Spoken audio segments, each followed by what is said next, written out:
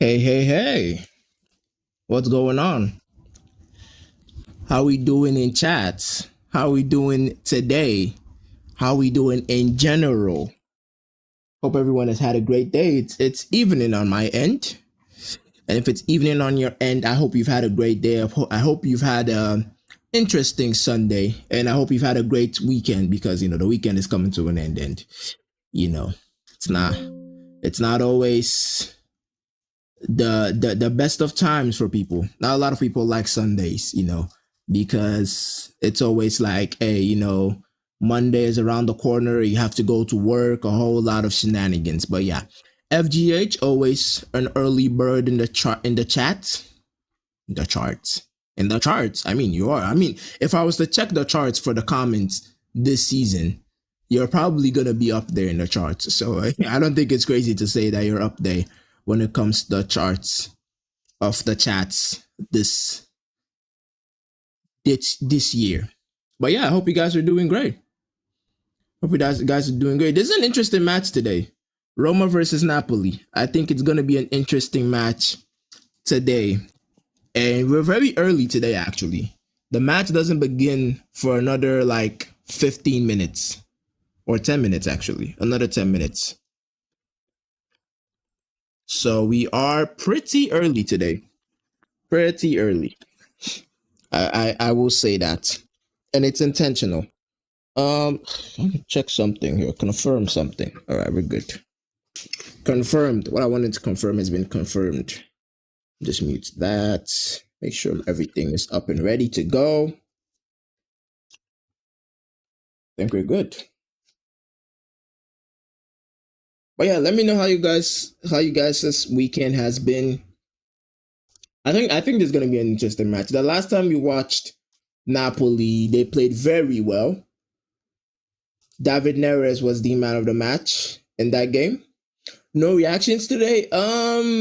Actually, I did want to say this. I'm gonna make a community post on this. I'm gonna be doing a rebrand of the channel. So we're gonna be having a rebrand, and it's still gonna be football related, but I want to focus more on the analytical side of football because I think I've been doing the ones to watch series on the channel and I've been enjoying it. It's been very, very fun. And I want to focus more on that. I want to focus more on the analytical side of the game. I want to just, you know, I will still do match reactions, but the reason I didn't do it today because I was so busy, planning that out and how I wanted that to be. Making logos, making new color schemes and a whole lot of stuff today. So I watched the matches. I will talk about the matches, but I didn't have time to sit down and make a full reaction. So the reaction is gonna come here before the match, the Napoli versus Roma match begins. But yeah, I just wanted to say that because it was uh it was a conscious effort. I didn't not want to, create a match reaction for the matches today because I was very, very busy. So yeah, there's gonna be a rebrand of the channel and just to change things up a little bit because I don't want to do what everyone is doing because I think everyone is doing match reactions, everyone is doing, live streams, watch alongs. I still do think the Serie A watch alongs are very interesting and not a lot of people are doing it because Serie A is not as glamorous as the Premier League or La Liga or something, of that nature. But I think the Serie A watch alongs are interesting. But I do want to focus more on as I said, the analytical side of the game, tell more stories with stats and stuff like that. Because obviously, the eye test is always going to be the best way to go about things. But I think if I can do that with stats and the statistics, I definitely want that to be the case. So yeah, I was just focusing on the rebrand and stuff. But again, it's still going to be football related. I just want to focus on a different side of the content creation of football because I think this approach I'm taking is interesting. I do enjoy what I do, but I think it's more saturated as compared to the other ones. So there's going to be a change of the channel name, channel logo, channel profile, all of that stuff. But the content is still going to be the same for sure. I mean, before we get into the Roma versus Napoli game. Let me just talk about the matches. Let me just give my reaction live. Who do I think wins? I think Napoli wins. I think Napoli take this comfortably. I don't think I've watched Roma this season. We've watched Roma this season a lot. If you haven't, make sure to check the other watch alongs on the channel or subscribe so that when we do watch Roma the next time, you don't miss it. But we've watched Roma a lot this season, and I don't think Roma have what it takes to really give Napoli any issues. The last time we watched Napoli, they looked very good. I'm expecting David Neres to continue his form. I'm expecting to see Hoyland on the score sheet today. I think Napoli have a lot of firepower to hurt Roma, and I don't think Roma have enough firepower to hurt Napoli. But it will be interesting to see because Dybala isn't playing today as well. So the lineup on the screen for you, we have the Napoli lineup now, but we can see the Roma lineup. It's Ferguson, former Brighton player. I think he's on loan at Napoli. It's Ferguson and then Pellegrini and Sula right behind him. So yeah, the Roma lineup is on screen now. So it's Ferguson, Pellegrini, Sule, Wesley, Kone, Selic, and then I can't really see the other guy.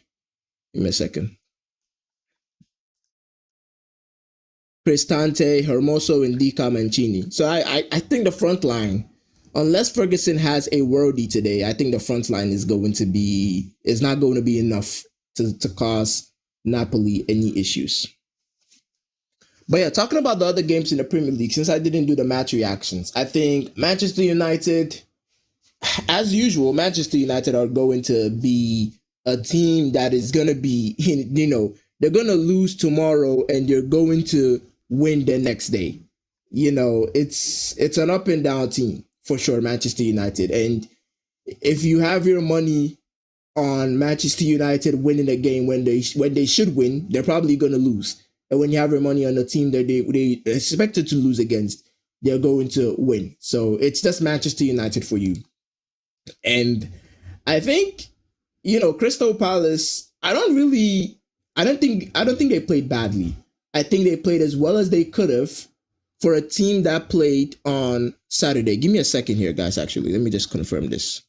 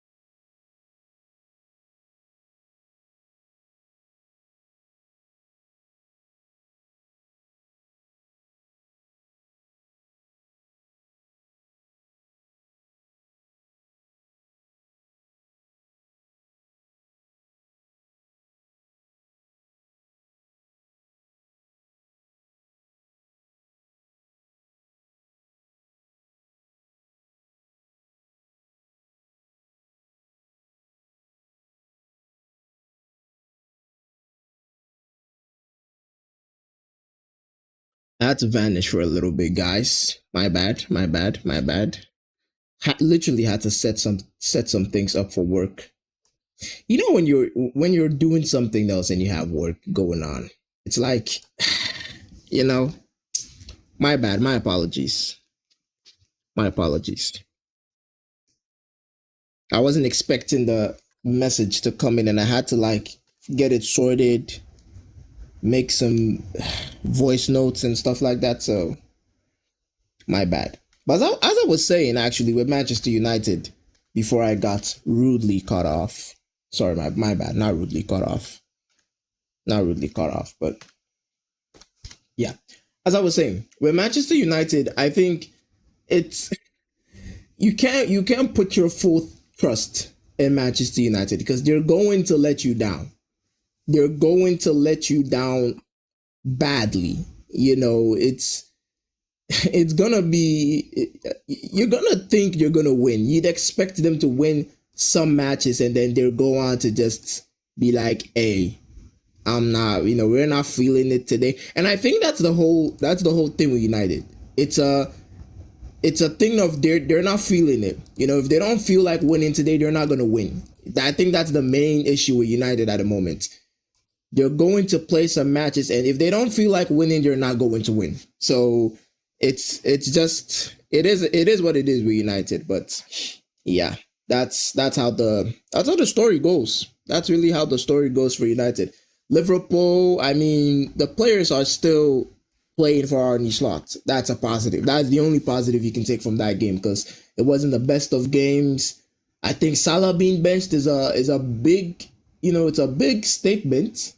But the player they put on the wing was weird. I don't know if Arne Slot just doesn't trust Federico Chiesa to play on the right wing.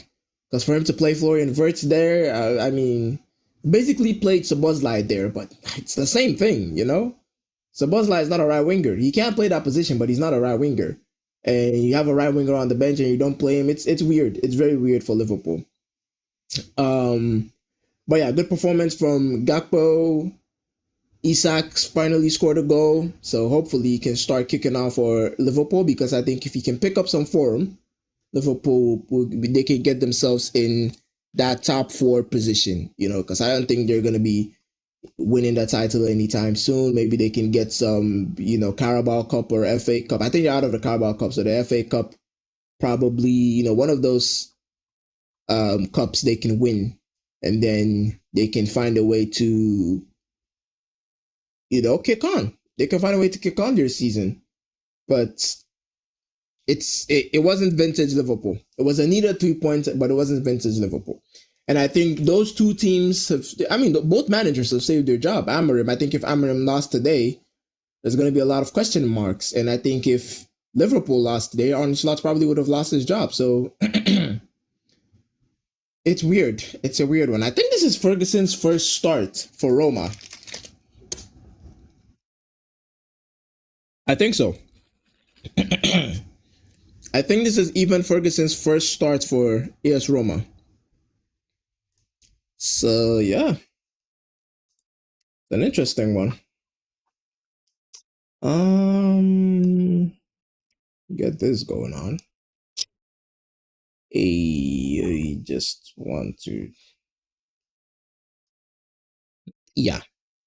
Arsenal Chelsea, I think it was an interesting game. Arsenal probably should have won, but I think if Chelsea had 11 players on the pitch, they probably win that game. The referee kind of ruined it a little bit.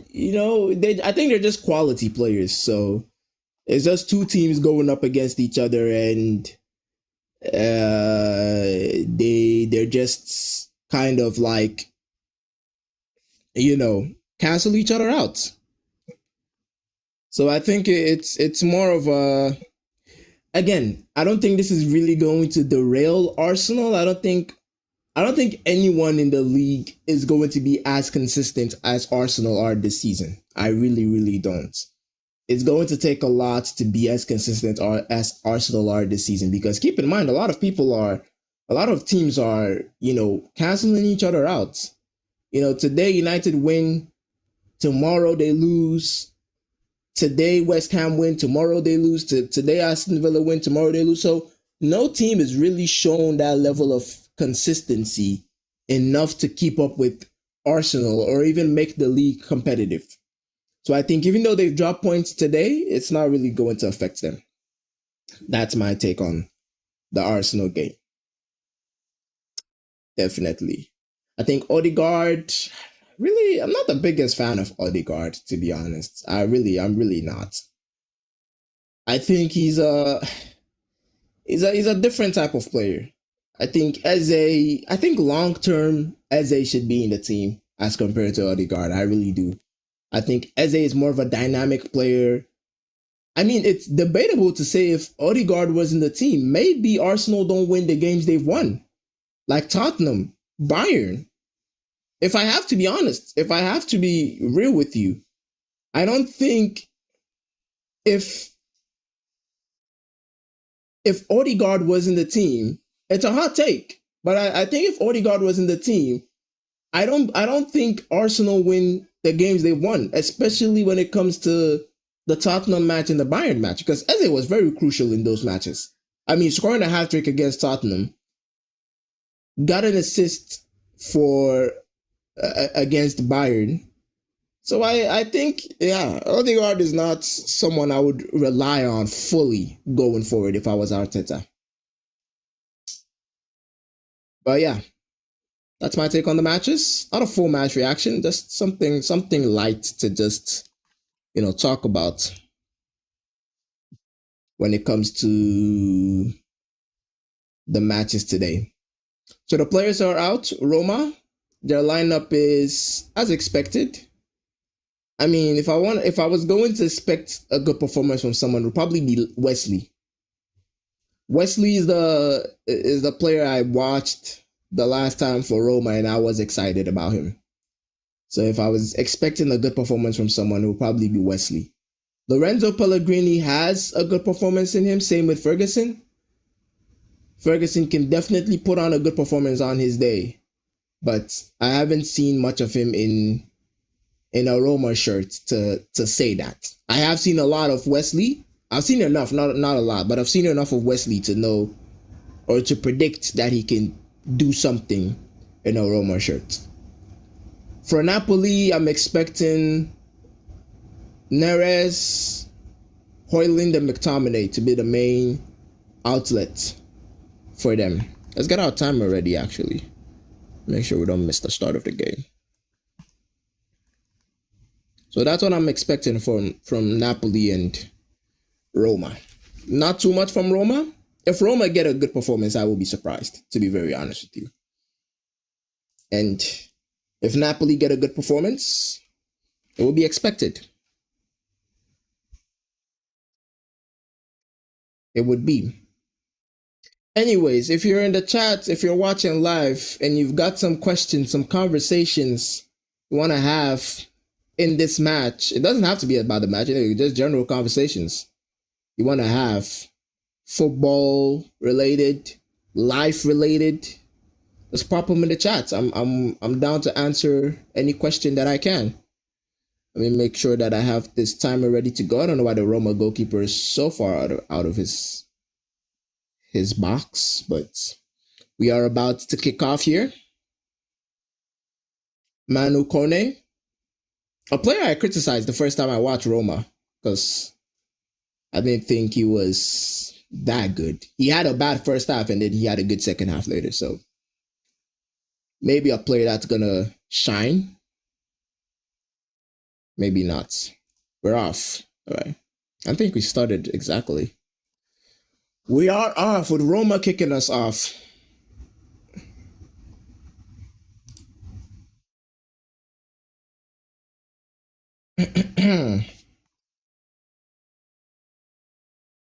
Early start here for Roma. They're looking to kick the ball long. Again, get your conversations in the chat. Your questions, your scenarios, either or, hot takes. I'm willing to read them out and answer them when I can. FGH, always a regular contributor. What's your ultimate five-a-side team of all time? Um, so from the era I started watching football. I watched um Ronaldo at Real Madrid. So Ronaldo, very early days at Real Madrid. Lovely ball over the top to Noah Lang here. This could be an opportunity for Napoli, but it's Chris. Is that Cristante? It's not Cristante. I think it's Hermoso. Or no, it's Mancini actually, not Cristante. So from the era I started watching football, my ultimate five-a-side team would be Ronaldo up top, um, Ronaldo, Ramos. I didn't watch Prime PK to be honest. I watched PK when he was good, but I didn't watch Prime PK. Um, so Cristiano Ronaldo at Real Madrid. I mean Cristiano Ronaldo in general because he was good. You know, at Real Madrid, at Juventus, at uh, Manchester United. Cristiano Ronaldo, no wait. So let me go from attack to defense. Cristiano Ronaldo. Um, I don't want to put Ronaldo and Messi in the same team. So I'd say Cristiano Ronaldo, Tony Cruz, um, what was another better midfielder that could pair with Tony Cruz? Sergio Busquets, probably. These are all Real Madrid and Barcelona players. I just realized. I mean, ultimate five aside, I want to balance attack and defense. Okay, Cristiano Ronaldo, Thomas Muller, Tony Cruz. I need a defender. Do I need a goalkeeper for a five aside? I'm just gonna pick five positions. So a striker, an attacking mid, no, a striker, a midfielder that can play attacking mid, a DM, a defender, and a goalkeeper. I'm just gonna pick that. So Ronaldo, Thomas Muller, Sergio Busquets, and Sergio Ramos. And goalkeepers, I mean Thibaut Courtois, to be honest. Keylor Navas was very good. I didn't watch. Ederson was good. Nah, I'll go with Thibaut Courtois because Thibaut Courtois at Chelsea was actually pretty decent. Same with when he was at Atletico Madrid. So I'd say David De Gea has a good shout. Buffon was a good shout because I watched Buffon play. Probably Buffon. Prime Neuer, actually Neuer. So Cristiano Ronaldo, Thomas Muller, Sergio Busquets, Sergio Ramos, and then Thomas Neuer, Manuel Neuer. Dream ultimate five side for me. Balanced, I think. Roma are pressing here, but nothing crazy. Nothing crazy yet. We should have the stats on screen now. We're like 5 minutes to go. Let's see if this got the stats available. I think we've got the stats available. Let me just make sure of that. Do we have the stats available? We do have the stats available, but it's not showing.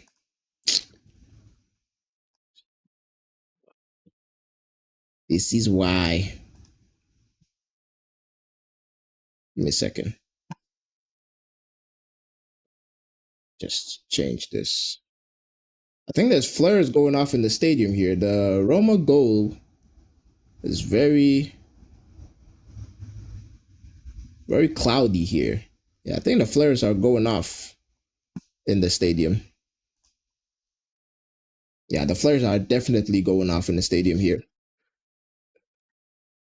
No, this is not what I want. I want this, but a smaller version of it. No, this is not gonna work. I'm gonna have to zoom out a little bit. Excuse me. My bad. I want this to be too encumbering to cover my face as well. Is this visible on screen? Let me just make sure of this. I think it is. Nothing really going on here. Bad pass from Rasmus Højlund out for a throw in.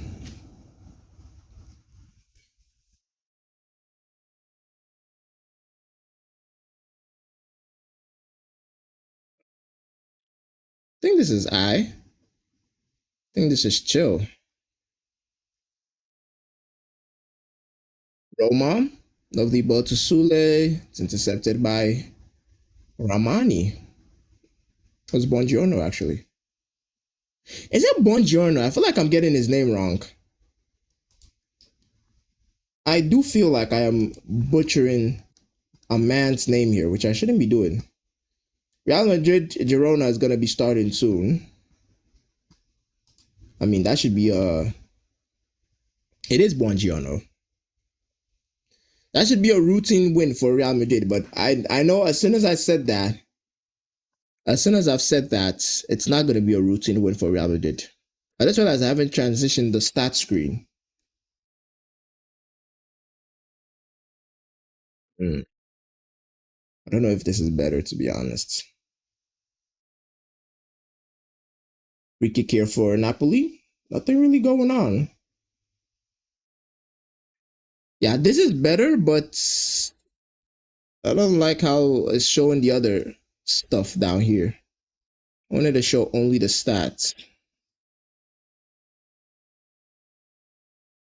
It's not clear as well,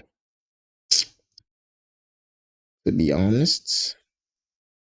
To be honest.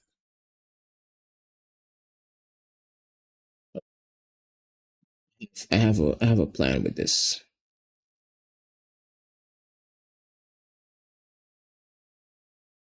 Roma passing the ball out the back here. Uh Let me just do this. Transform. Fits the screen. Bloody hell, that's horrible. That is horrible. Jesus.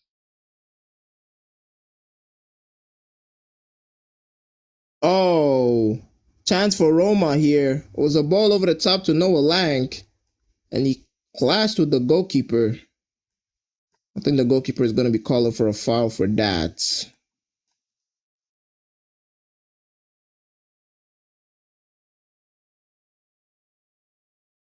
It was a good ball over the top, and Roma couldn't get it. What is happening here? The stats are just fooling around with me. Is it better? I hope it is. I have to find a way to get the stats showing better on screen. Honestly, if you guys have a suggestion in chat on how I can show the stats better rather than just showing it on FootMob, because I don't think it's clear on FootMob. You know what I'm gonna do? I'm gonna take the stats off, and then when we need to show the stats, we'll just go on to FootMob. I think that's better. When we need to show the stats, we'll just zoom on to FootMob, and then we'll switch on to FootMob and show that instead. Because I don't like it's too distracting and it's not showing enough. So we'll do that later. Scoreboard. Couldn't get my scoreboard down. And then the timer. All over the top for Roma. Good save from Buongiorno.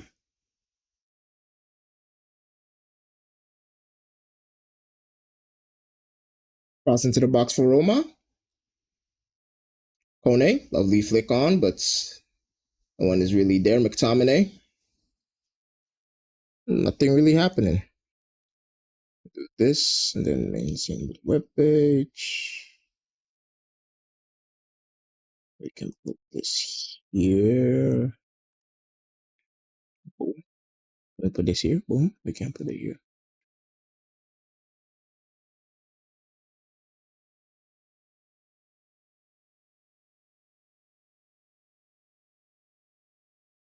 We can group them. Okay.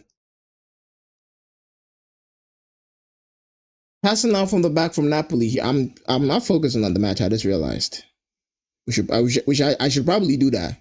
I should probably focus on the match rather than trying to get the stats thing going on. But nothing is happening so far. Again, if you've got some questions in chat and you want to engage in some conversation here, I would not mind answering those questions.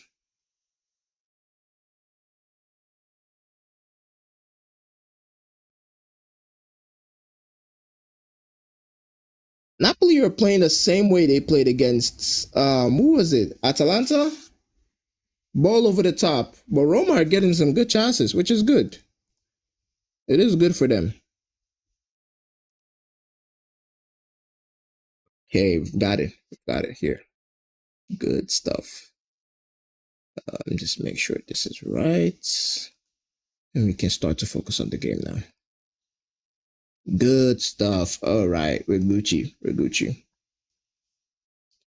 Napoli on the counter here. David Neres over to Di Lorenzo. Tries to find Rasmus Højlund, but it's a corner for Napoli. First corner of the game.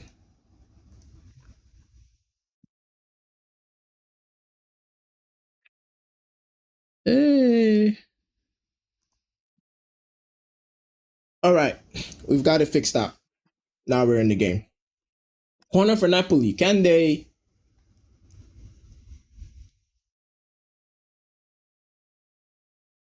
do something? Napoli. Although Roma have looked a tad bit dangerous, I think Napoli are the closest to getting a goal.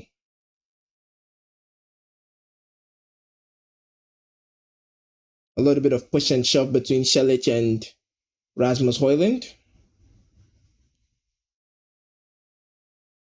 Ball into the box from Neres. Ball bouncing around.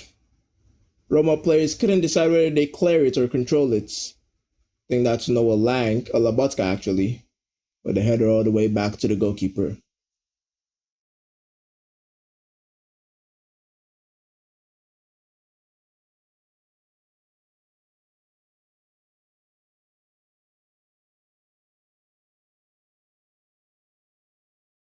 Di Lorenzo. Passing the ball out the back here. Roma, you don't want to lose the ball here. Keep in mind, we're at not Roma, Napoli. We're at Roma's home, so Roma would want to.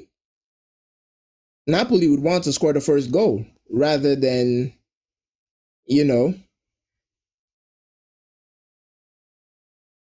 not get the first goal. Which players want transfer away from becoming world class?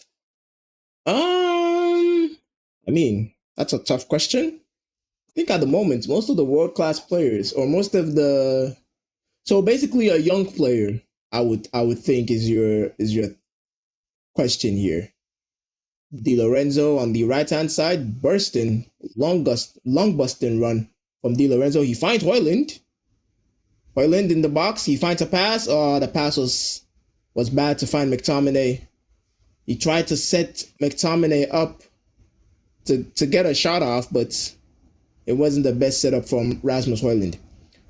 Which player I think is a transfer away from becoming a world class player? So basically, a good player. I think Elliot Anderson.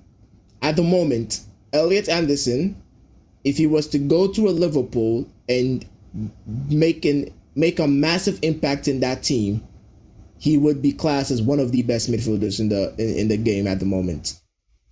I think Elliot Anderson is definitely on the trajectory of being one of the best midfielders in England. I mean, he's already playing for England. I think he's a great midfielder. A lot of teams are eyeing him at the moment, and I do think he is one transfer away from becoming that, being in that conversation. I mean, if he went to a Barcelona, I don't think he would, because he basically plays the role Pedri plays. Sule here for Napoli, dribbles himself into a corner and loses the ball. So I think Elliot Anderson in a Manchester City, a Liverpool or Manchester United, even at Chelsea, to be honest. I don't know where he played in Chelsea, but those type of teams, even in a Real Madrid, to be very honest with you, in a Real Madrid, he would be that type of midfielder that if he makes that, when he makes that step up, he's definitely going to be in that conversation for one of the best midfielders in the world. But I think Angelo Stella as well. He's one of those players that is definitely getting the limelight on him now. Definitely. So I think, yeah, Angelo Stella and Elliot Anderson are two of those types of players that I think it's for sure going to be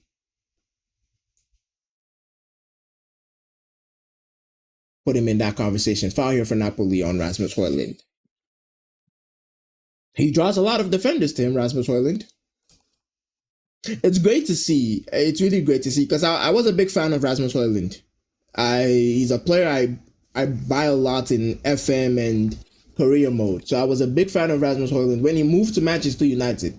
And I think his first season was okay, nothing crazy. His second season, there was a lot of pressure. Different managers, and there was a lot of pressure on him to kind of produce like he did in the first season.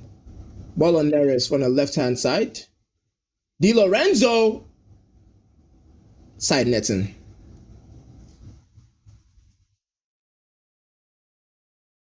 It was a good cross from David Neres, a good hit from Di Lorenzo. It looked like it was going in, but it was side netting. Good attempt. Good attempt. You have to test the goalkeeper. You do. But yeah, as I was saying, I'm happy to see Rasmus Højlund, finding his form, being a regular starter for Napoli. And you see, the thing Manchester United and some teams in the Premier League don't get is a player of Rasmus' quality and age. You just need to have patience. Not everyone is going to be an Erling Haaland. And I think that's also a thing with Erling Haaland and Kylian Mbappe. There were such generational players, and I think even with Lamine Yamal, there were such generational players at a young age that everyone's expecting them, everyone's expecting every young player that has hype around them to be that. It's not everyone that's going to be that,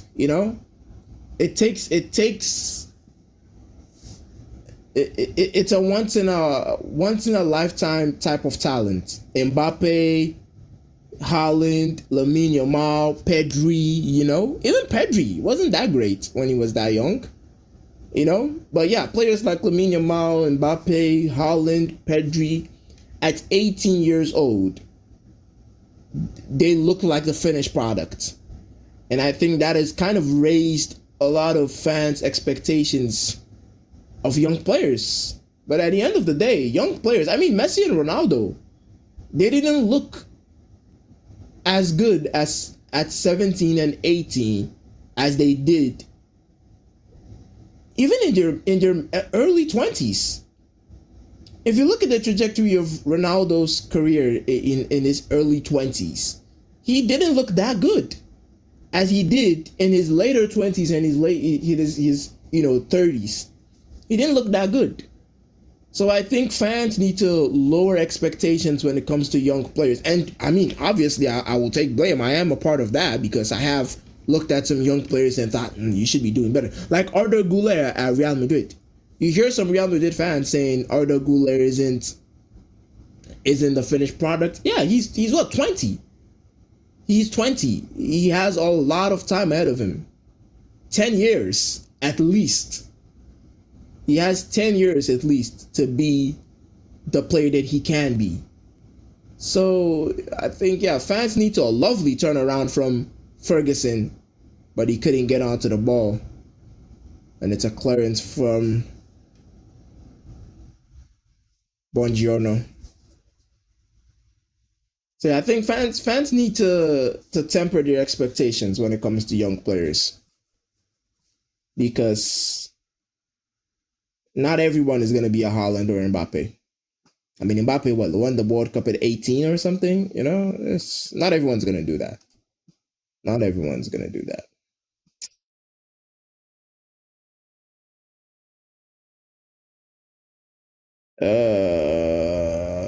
Nothing happening so far. But Roma are, I mean, they are at home, so it's not gonna be. They're not gonna be timid when it comes to a game like this, although they're not the favorites to win. Lovely flick on from Roma, header out from Di Lorenzo, shot from Mancini straight at the Napoli goalkeeper. Ball over the top. They are playing long ball, Napoli, and I mean it worked against Atalanta. It did. It did work against Atalanta. So we're not really gonna fault them for trying it again.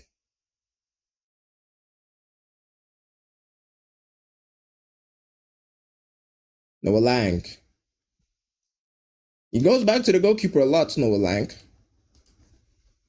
Takes his time. Doesn't want to lose possession. Labotka.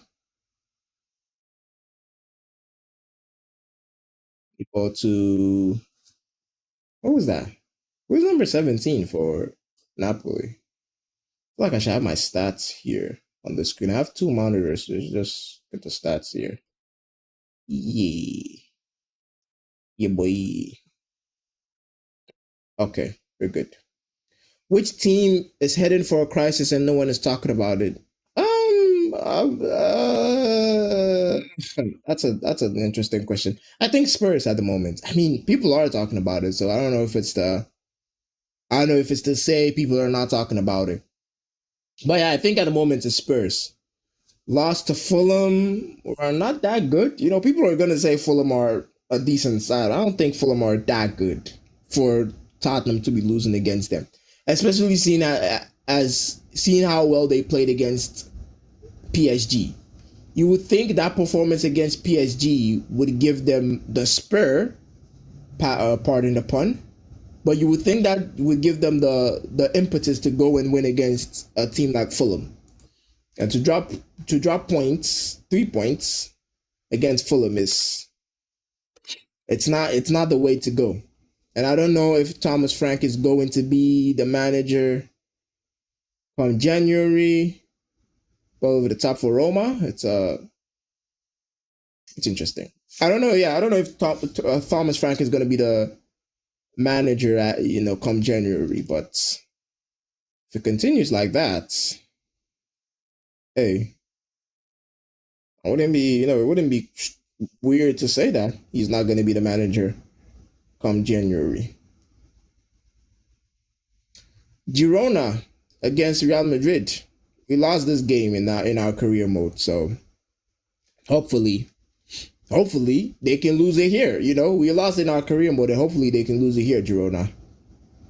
Ferguson, he's not causing a lot of issues, Ferguson, as compared to Rasmus Højlund.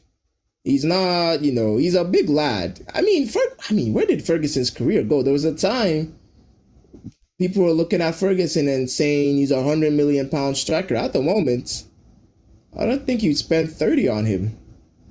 Lovely flick on Rasmus Højlund holding the ball. Beautiful to Oliveira. Can he find someone else? Noah Lang is an option. He uses that option. Left hand side, Noah Lang. It's making a cut inside. And it's over to Di Lorenzo, Labotka. Neres.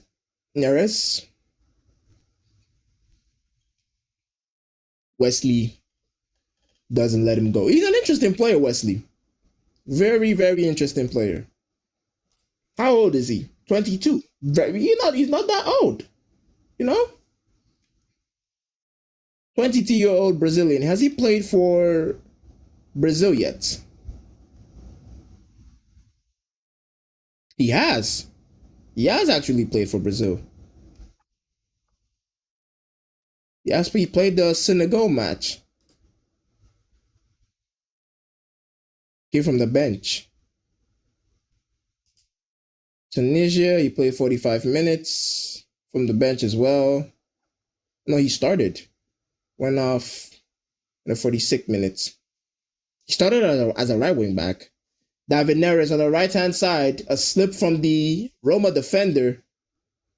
Oh, Oliveira tried to lay it off to McTominay. Probably should have had a shot. Yeah, I think Wesley is an interesting player. He's probably going to be one of those players that move to maybe a Nottingham Forest or a an Aston Villa, and people realize, because I don't think he's going to be in Roma for long. He's a really good player. He's got energy on him. He's got good feet on him. He's quick. Plays in the left wing back row. He's a modern day fullback, and I think Noah Lang. Oh, lovely feet from Noah Lang. No, oh, unexpected shots from Noah Lang. Forced a save. I don't think anyone was expecting. I think people were expecting it to be a cross, and the goalkeeper had to react. Lovely feet from Noah Lang. And it was a shot from the left hand side, edge of the box, and it looked like a cross, but I think it was a shot. Forced the goalkeeper into a complicated save, but he did make the save at the end of the day. I'm interested. I really want to watch Juventus this season. Now that they've changed their manager, I'm really interested in watching Juventus. I want to see how they play now because I watched Juventus when they had, I've forgotten his name already. The other manager, what was his name? The Juventus manager. Lovely shots. I think it was a cross from. Oh, it was a deflection. That's why the goalkeeper had to make a frantic save. So the cross comes into the box from Noah Lang. I think it was a cross. And Mancini, it deflects off Mancini's head and kind of goes goalward. And the goalkeeper has to make a reflex save. What was the Tudor? Yeah, Tudor. Tudor was the old Juventus manager's name. So I watched Juventus under Tudor. But now that Spalletti has gone there, they look like they're winning more games. So I'll be interested to see how they're looking with Spalletti. Who's it? I mean, when is the next watch along going to be? Let's check that in the Serie A.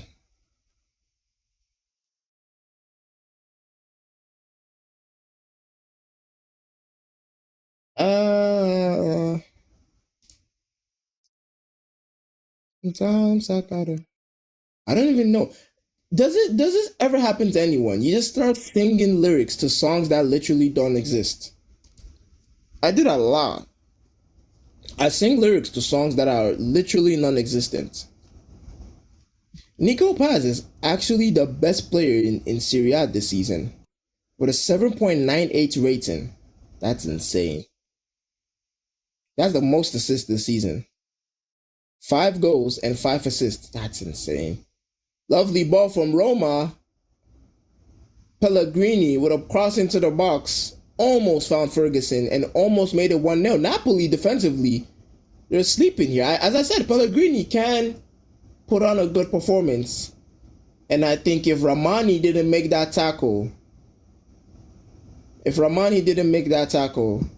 it would have been a tap in for Ferguson. Which team has the best midfield trio in Europe? At the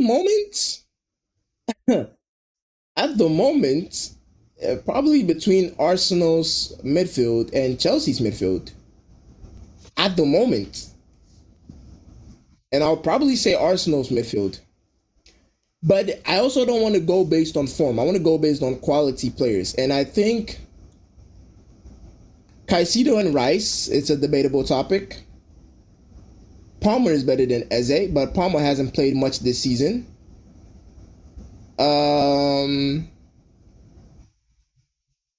Cross into the box for Roma. Ball is bouncing around, but it's a clearance. Noah Lang with the not Noah Lang, Lobotka with the clearance. Lovely, lovely turn and shot from Ferguson. He does have good shot power on him, Ferguson. His ball striking ability is very good, even Ferguson. So yeah, I think, as I said, it's between Chelsea's midfield and Arsenal's midfield. Um, Chelsea's midfield, Caicedo and Rice, as I said, debatable. Palmer is better than Eze, but Palmer hasn't played, so that's 2 for Arsenal now.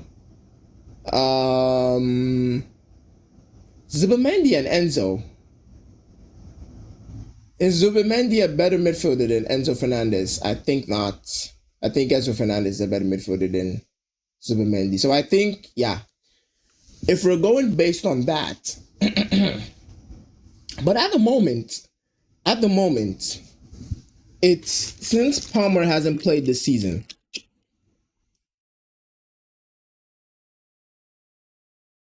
Since Palmer hasn't played this season, the midfield trio for Chelsea is Caicedo, Reece James, and Enzo Fernandez. And I don't think Reece James is a better midfielder than Zubimendi, although he did play well today. I'm tempted to say, is Enzo Fernandez a better attacking mid than Eze? That's a question.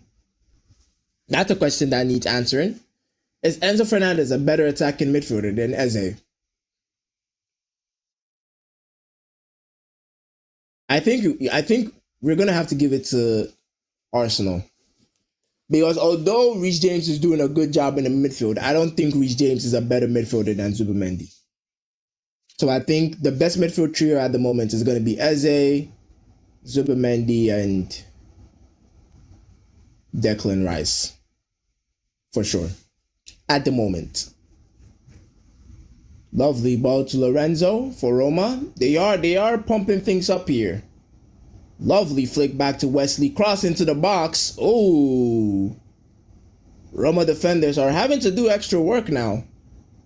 Beyond Bongiorno, Ramani, and Bukema. Lovely cross from Wesley again. He's got a good cross on him. I tell you what, Wesley, he's a player, he's a player I'm starting to keep my eye on now. He's got a good cross on him. That was a good cross. I think Ferguson probably should have connected with that better.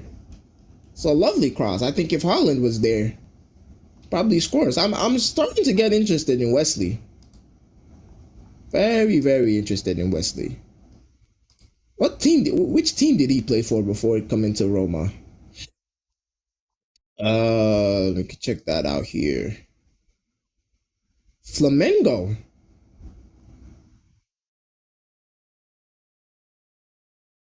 Interesting. And he's still young. He's got a lot of time on him. 22 years. He's got a lot of time on him. Sule.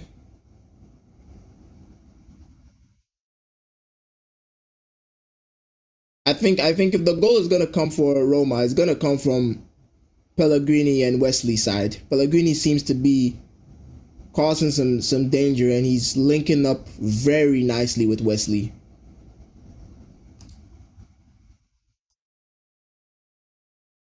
So I think if the goal is gonna come in, it's gonna be for Wesley. Because it's gonna come from that side, the left-hand side for Roma. If they're gonna get a goal in.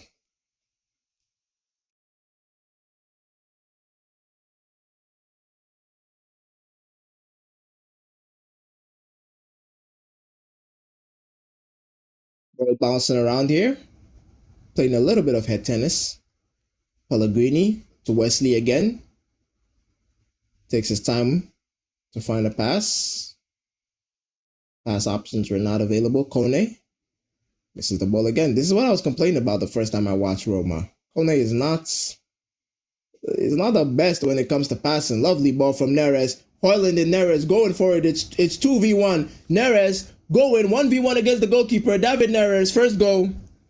Same link-up play in the Atalanta versus Napoli game. David Neres and Rasmus Højlund. Lovely connection those two have. And it's the first goal for Napoli. Was it coming? A little bit. It was on the cuff. It was on the cuff, the first goal. But it was a lovely link-up play between Rasmus Højlund and David Neres. David Neres wins the ball, gives it to Højlund on the left-hand side. Hoyland takes his time. He could have passed that ball earlier, but he takes his time, composure, draws the defenders to him, and David Neres running through behind. You're not really gonna catch him. He's a quick player, David Neres. People forget that he is a quick player. And it's 1-0 Napoli. Roma would feel a little bit hard done by. Nothing crazy, but they will feel a little bit hard done by. They're doing a weird celebration, Neres and Hoyland, like flapping. I don't know what they were doing. Literally flapping like birds. I don't know what's happening. I don't know what's happening here. But yeah, it was a good goal. Good goal for Napoli. Very good goal for Napoli.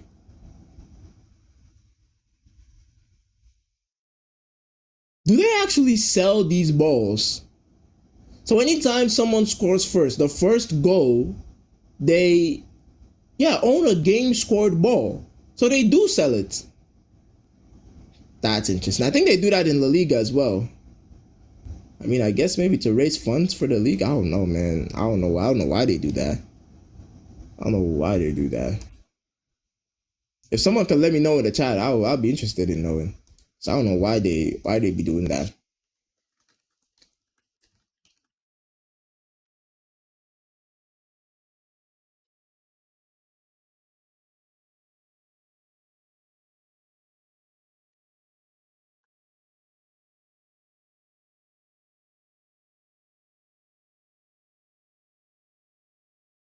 So it's a good advantage for Napoli now.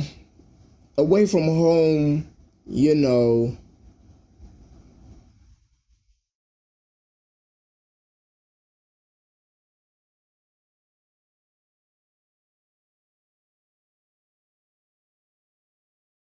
they can. I mean, I don't know if they're gonna sit back, but they can sit back now. I don't think they would. I don't think they would sit back, but they can if they wanted to. Another opportunity here for Napoli, but Neres can't really connect. Huh? I haven't really created any apart from the chance. I mean, can I call them chances because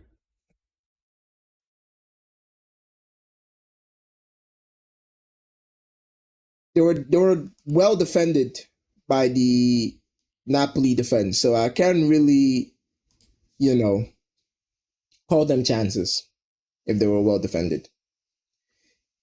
They sell match used balls in Serie because there's a huge demand for football memorabilia and it generates extra revenue. Well, yes. How much are they selling it for? I'm sure it's gonna be expensive. Like, how much actually would they sell it for?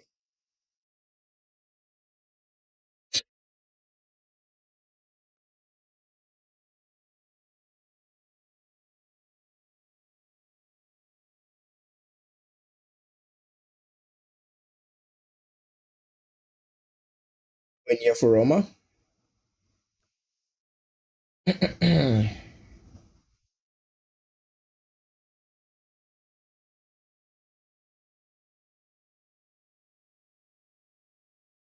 Noah Lang is passing the ball back a lot. I don't know if that's an instruction from Conte, Mancini. Lovely press. Lovely press by Rasmus. What happens if Napoli don't buy Rasmus this season?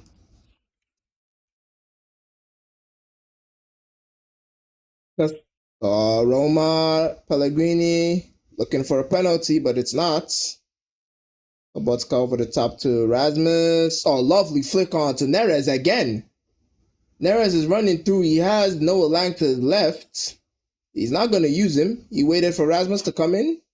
And Rasmus looked for the cross into the box, but he couldn't. The link up between Neres and Rasmus Hoyland, very, very, very, very good chemistry.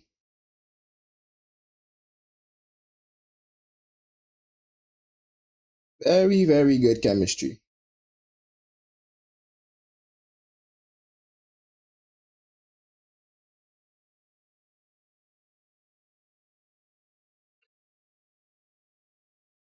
Yeah, I think now that Napoli have scored a goal, they look the better side. They do look the better side now that they've got the goal in. Ball in behind. It's gonna go all the way back to the goalkeeper.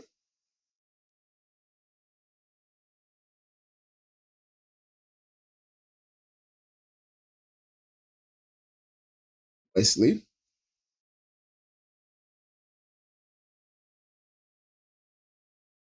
4 minutes to go in the first half. Who's more important, a world class keeper or a world class striker? Goals win you games. But if you can prevent a team from scoring goals, you're very likely to be able to score a goal yourself. Lovely. It would have been a good flick on from Pellegrini if Ferguson had gotten to it. They're looking for goal number 2 here, Napoli. McTominay on the ball. On to Rasmus Højlund. Lovely control from Di Lorenzo. He is down. He's getting back up now. But yeah, goals win you games. So if you can prevent your team from scoring, the other team from scoring goals, you can put yourself in a great position to get goals yourself. You don't really need a world class striker to get goals. I mean, look at Manchester United. Look at Arsenal. Look at Chelsea. You know, look at I was going to say Real Madrid. No, look at Liverpool at the moment. You know, I mean, Liverpool are not scoring too many goals. Bad example. Look at Napoli. You know, Rasmus is not a world class striker, but they're scoring goals. So you don't necessarily need a world class striker to score goals. No Lang on the left hand side. He doesn't have too many options. Can he find Neres? He can, but Neres has some company on him, and it's Wesley. Anytime Wesley has had to come up against Neres, he has done well. You know, although Neres has scored a goal, anytime Wesley has to come up against Neres, he has done well. Yeah, so FGH, to answer your question, I think a world class goalkeeper is better because look at Thibaut Courtois. How many times has Thibaut Courtois saved Real Madrid? You know, when they're not playing well. So you can have a world class goalkeeper and not play well. But if you have a world class striker, you can't afford not to play well because if you don't service your striker, he's going to be useless. Uh, Erling Haaland, you know, Benjamin Sesko. I mean, Benjamin Sesko is not a world class striker, but you get my point. So I think a world class goalkeeper is more important than getting a world class striker because a world class goalkeeper can stop a world class striker from scoring a goal.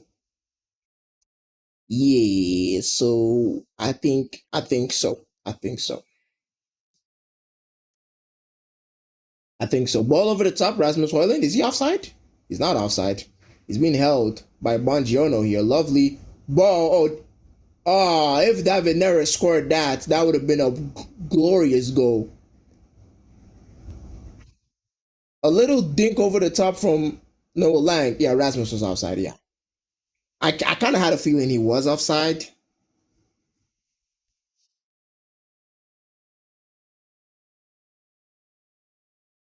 Yeah.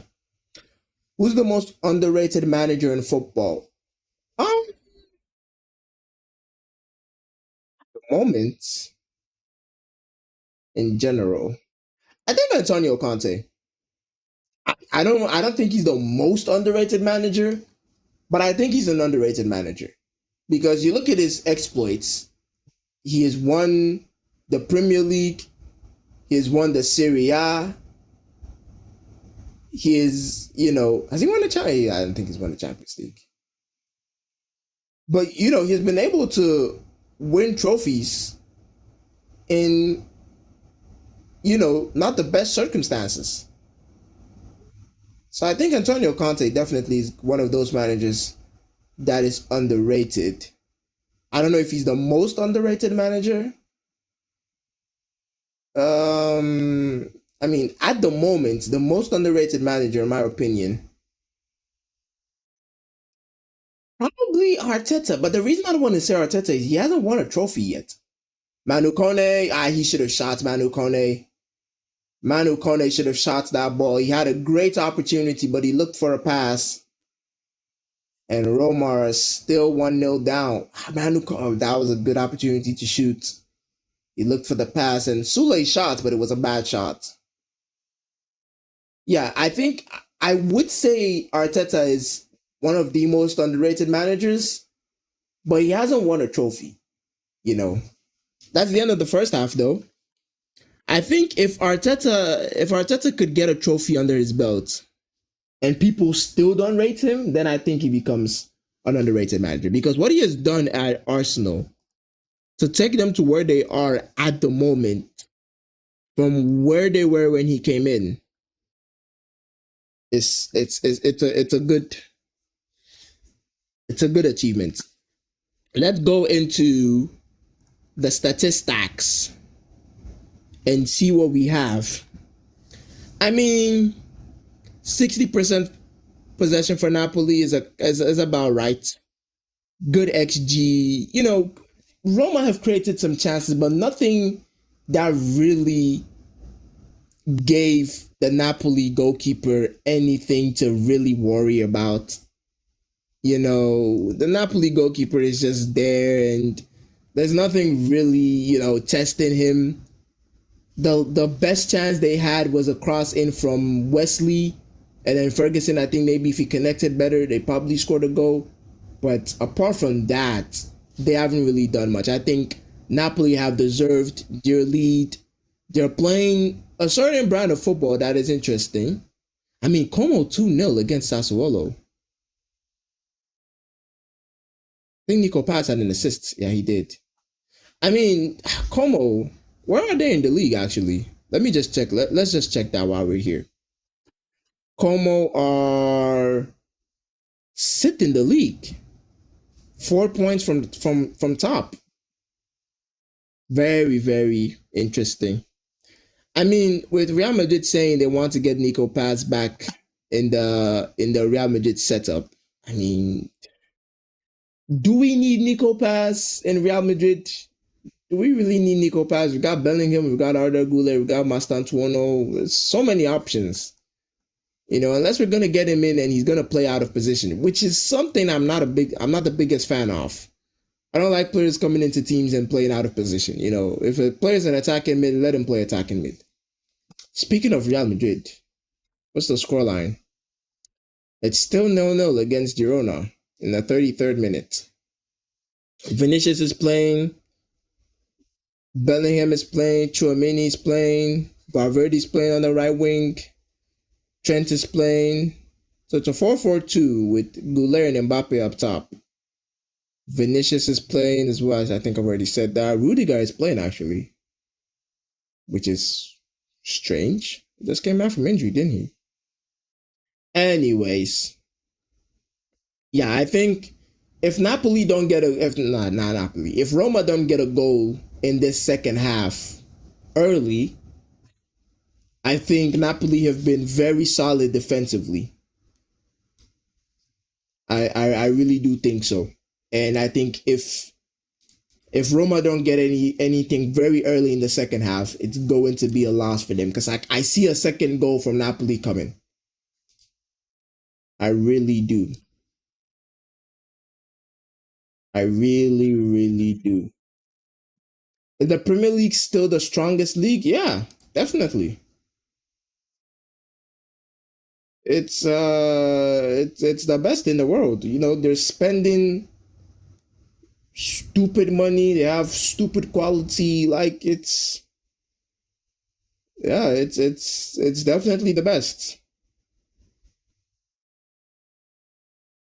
It is definitely the best in the world. I talked about this in one of the Let's Talk Football stream.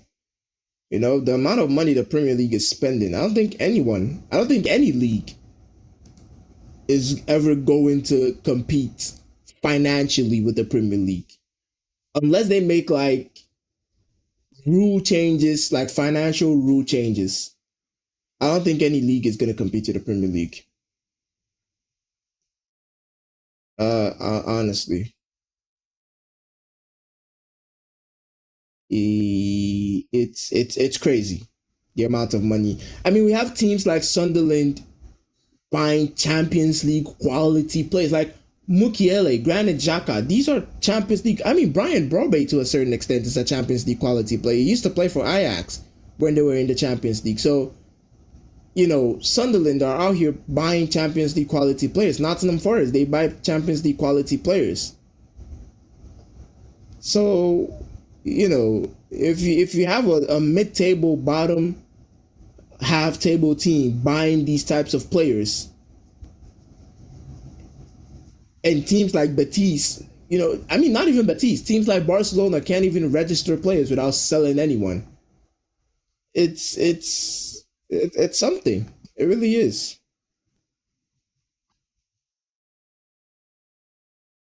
It makes things competitive in the Premier League. And the more quality that comes into the Premier League, the more competitive and the more interesting it gets, because you can watch West Ham versus Liverpool because West Ham have quality players. You can watch Nottingham Forest versus Liverpool because Nottingham Forest have quality players and they can give Liverpool a run for their money. You can watch Crystal Palace versus Manchester United because Crystal Palace have quality players. So it goes hand in hand. If you bring in quality players, you're going to get better games, and in turn, it's going to make the league more watchable.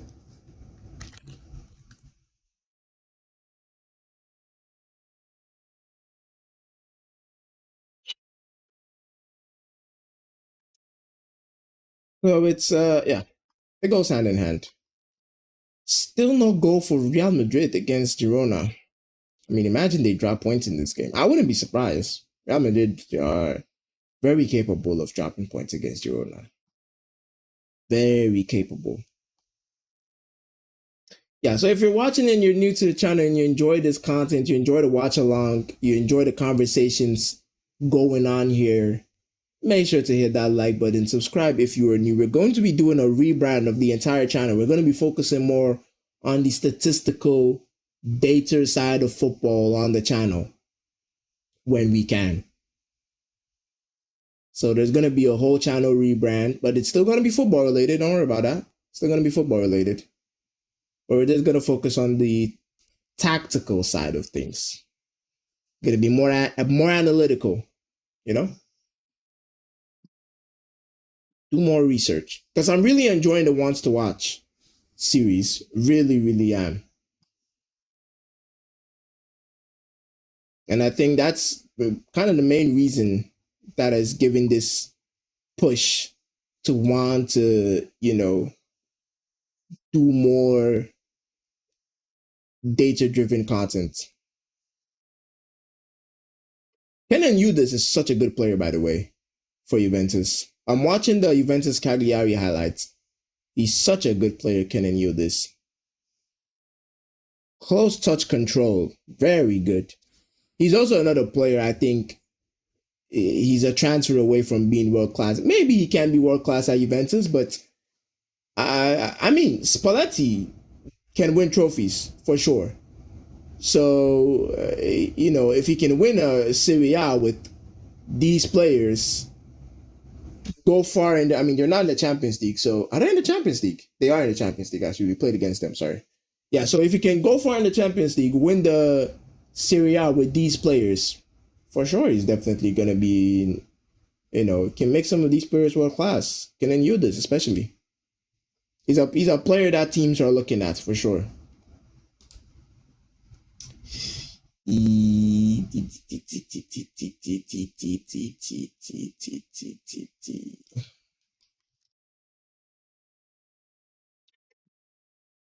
Around the ground, not a lot of matches are going on. Lyon versus Nantes. Red card going. A lot of red cards today. A lot of two red cards in the League One. 2 red cards in Germany. No red cards in Italy, though. 1 red card in Spain and 2 red cards in the Premier League. So a lot of aggressiveness in the world of football today. Goal for Real Madrid. If I had to guess, Kylian Mbappe. If I had to guess, Kylian Mbappe. I would be surprised if it's someone else. But Real Madrid have got the first goal, which is always a good thing. Again, I also wouldn't be surprised if it's Vinicius. It is Mbappe, as expected. Kylian Mbappe. How many goals this season now? I mean, people are gonna say he's gonna win the Ballon d'Or, but Real Madrid have to win the Champions League for him to win the Ballon d'Or. I mean, the World Cup is a good shout, but if he doesn't win anything and wins the World Cup, if he doesn't win anything and wins the World Cup, it's like I don't know. I mean, Messi didn't win anything and won the World Cup, so it could be enough to win him the Ballon d'Or. But he needs to win a major trophy this season. If he can win the La Liga and win the World Cup, has a good chance. Or if he can win the La Liga, go far in the World Cup, and then an obscure team wins the World Cup, like maybe let's say, I mean England. If England won't win the World Cup, here's a conversation. I'll get into your question, LGH. Here's a conversation. If England win the World Cup, who do you think takes the Ballon d'Or then? Because if England win the World Cup and Arsenal win the Premier League, I mean, if Arsenal win the Premier League, Arsenal win the Champions League, and England win the World Cup, you'd probably say Declan Rice. If I had to pick, I don't think Saka has been that good. Eze is a good shout, but I don't think Eze has been that good. I think Declan Rice, to be honest. If England were to win the World Cup, Arsenal win the Premier League, not even the Champions League. If Arsenal were to win the Premier League and win and England win the World Cup, I think Declan Rice could take the Ballon d'Or, which is crazy to say. But yeah, back to Mbappe. We were talking about Mbappe. I think if Mbappe is to win the World Cup this year, Real Madrid need to win the La Liga. If he wants to win the Ballon d'Or before going to the World Cup, like the World Cup not really having too much to say or too much to add to his chances, he needs to win the La Liga and win Champions League and continue his form at the moment. But if he doesn't win the Champions League, which seems very difficult at the moment, the Champions League teams are very difficult, he needs to win La Liga and go on to win the World Cup. So yeah, I mean, we've seen it a lot. Most of the Ballon d'Or winners come from the World Cup. So whoever wins the World Cup, if they've had a good season, they're most definitely going to win the Ballon d'Or. I don't think Messi could win it again. It would be crazy if Messi was to win it again. I really do think so. Spain probably. If Spain won the World Cup, I think they'd give it to Lamine Yamal. Because I mean, he didn't do that well last season, and they gave him second over Rafinha. So if Spain do win the World Cup, I think Lamine Yamal probably wins Ballon d'Or, regardless of what he's done in the season. Which is crazy to say because that's the criteria they gave for Messi. When Messi won the Ballon d'Or over Erling Haaland, he didn't really win anything domestically. And they gave it to him. So if Lamine Yamal won even a Copa del Rey and went on to win the World Cup, I think they give it to Lamine Yamal. So definitely, I think the World Cup winner is coming from the Ballon d'Or winner for next year is going to come from the World Cup. Which shouldn't be the case, but hey, it's modern football. The players are coming out for the second half here. FGH, I didn't answer your question. Who's the best winger in Europe at the moment? At the moment, you probably say Michael Olise. Yeah, I think at the moment the best winger in Europe is Michael Olise. I don't see anyone else really, The teams that are in form at the moment: Chelsea, Arsenal, Bayern. You probably say Real Madrid, but Vinicius isn't playing well. Estevao isn't better than Elise at the moment. Lamine Yamal is playing well, but he has been vacant in big games. And I think Elise. Saka is playing well, but I don't think he's better than Elise. So I think at the moment the best winger in Europe is probably Elise. But that's my opinion. That's my opinion. That is my opinion. The players are coming out for the second half here. Let's just get our time ready. Make sure everything is set to go. We got our timer. Yeah, we got our timer. All right. I don't think there's any subs going on. No subs at all. Looks like. Yeah, I don't think there's any subs going on. Yeah, I think Elise. Yeah. I think at the moment it's Elise. Doku is a good shout, but I don't think so. I don't think Doku is better than Elise. Elise is a very. I think Elise is a very underrated player. I've had this conversation. Oh wait, hold on. What's going on here? I'm seeing 1-0 to Girona. Did the goal by Mbappe get cancelled? Oh, hold on here. What's happening here? Girona are 1-0 up against Real Madrid. I thought Real Madrid were 1-0 up against Girona. Onuahi has scored. He's probably one of our best players in our Girona career mode. But I don't want him to play well here. Second half is off. I don't want him to play well against Real Madrid. What's going on here? Girona are 1-0 up against Real. I think Mbappe's goal got cancelled. Probably offside. Assist by Victor Shigangov. Okay, Girona. Don't play well against Real Madrid today. Come on now. Yeah, I think Mbappe's goal got cancelled. Probably offside. He needs to work on that. I'm gonna be real with you. He needs to work on that. Mbappe needs to work on his offsides. Handball. So it was a handball on Mbappe.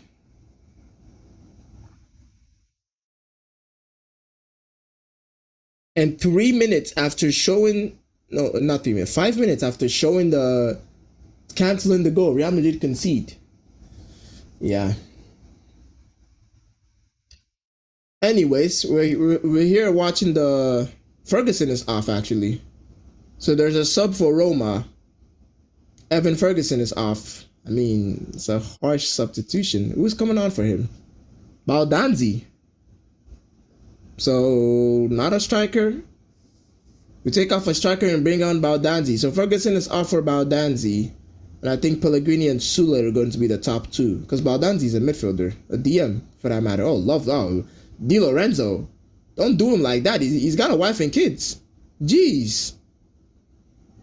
Di Lorenzo skinned Manu Kone here. My goodness. Neres on the right-hand side. He's going to try and take...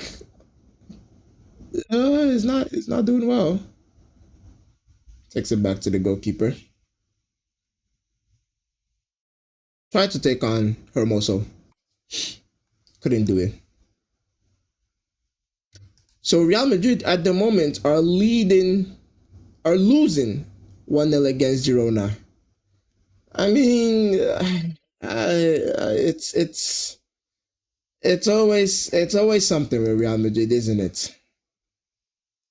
Play well against Olympiacos. I mean, did we even play well against Olympiacos? Did we really play well against Olympiacos? I mean, anyways.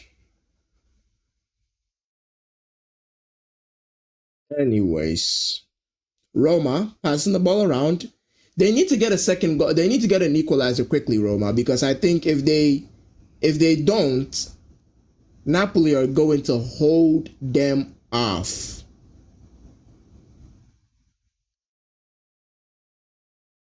They're already defending well, Napoli.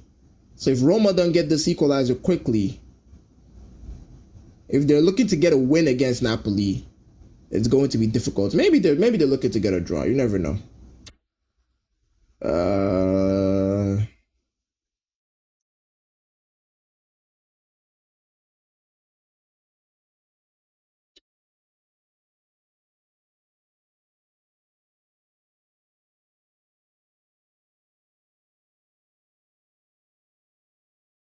and for Napoli, but it's handled well by Mancini. Which European manager is under the most pressure right now? Probably Alonso. Yeah, I think Xabi Alonso is under the most pressure right now because he has to get a bad pass from Roma,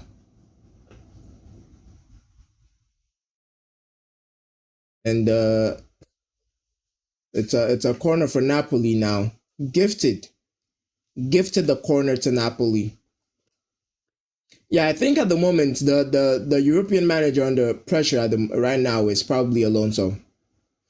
Some would say Arne Slot, but I think Arne Slot has more leeway than Alonso because of the Premier League win. And, a whole lot of mishaps, tragic, some of them, unexpected, some of them, with Trent. And a lovely cross from David Neres. Beautiful cross. The goalkeeper had to make a save there. But yeah, I think at the moment it's Xabi Alonso because the quality of players he has. I mean, at the moment, to be losing 1-0 to Girona is not the way to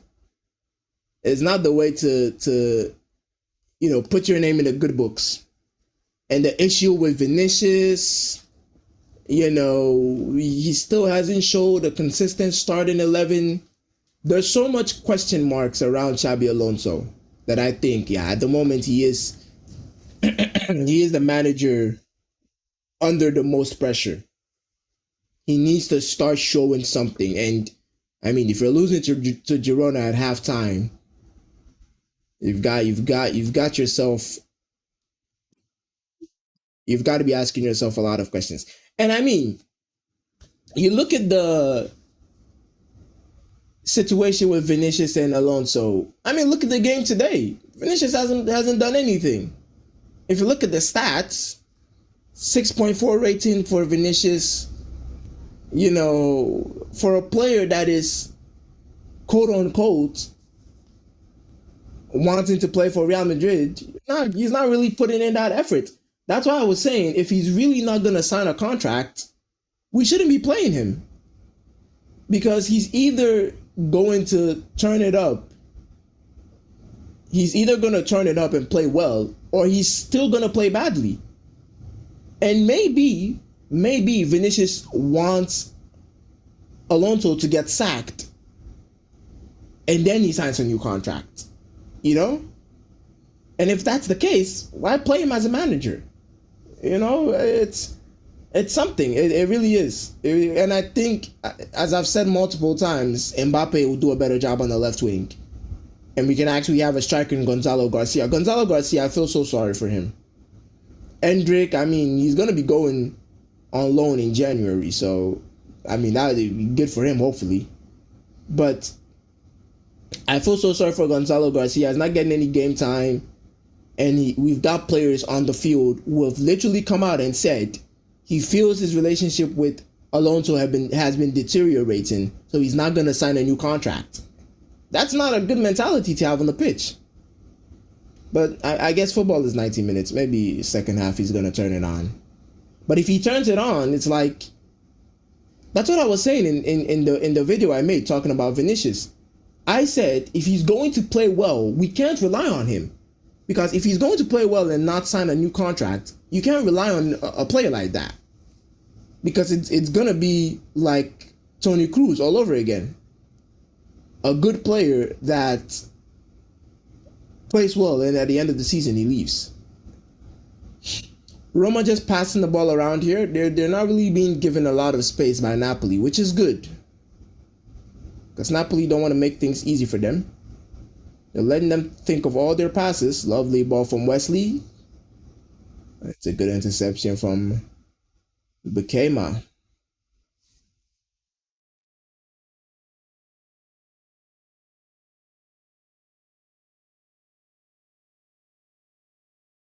Napoli, I think Napoli have a second goal in them.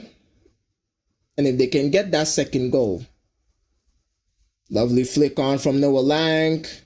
Hermoso brings down David Neres, but the referee isn't having any of that.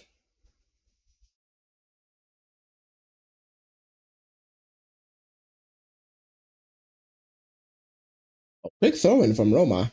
Sule, bad pass. Is Baldanzi playing strike? I think Baldanzi is playing as a striker. Why is Baldanzi playing as a striker? I guess he's an attacking midfielder, but doesn't really. It's not. I don't know. I don't think Baldanzi should be playing as a striker, but anyways. If you're watching and you are new to the channel and you enjoy this content, make sure to hit that subscribe button. Your support is greatly appreciated. A Napoli player is down. That looks like Scott McTominay. It is Scott McTominay. And he looks to be writhing in pain here. Showing the goal again from Neres. It was a good pass from Hoyland. It was a good finish from Neres. The Girona career mode continues on Tuesday for 4 p.m. GMT. We've got some interesting matches coming up. Hopefully we can get some wins there and then get ourselves in great positions to get European football, because that's what we're trying to do in the career mode. It's gonna be difficult, but we're gonna try and do it. McTominay is still down here. Napoli would not want to lose McTominay. They've already lost Kevin De Bruyne. They need these players to be fit. Oh, was a stamp on McTominay by Mancini on his ankle. Ooh, wow. Wowee. That was painful. That was painful. Tore his sock. Yeah. I think Napoli, they can get some more reinforcements in the team. Like a Kobe May. I think a Kobe Mainu would be brilliant in this Napoli side. Rasmus Hoyland. A good pass from David Neres. But Hoyland couldn't hold on to it. Ramani takes down Baldanzi.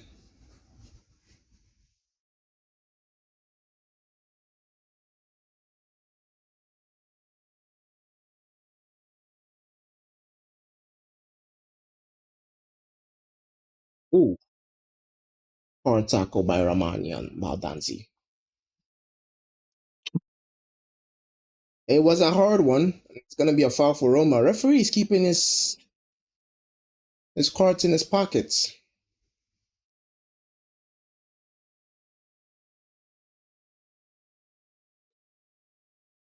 As I said, Napoli still need not Napoli.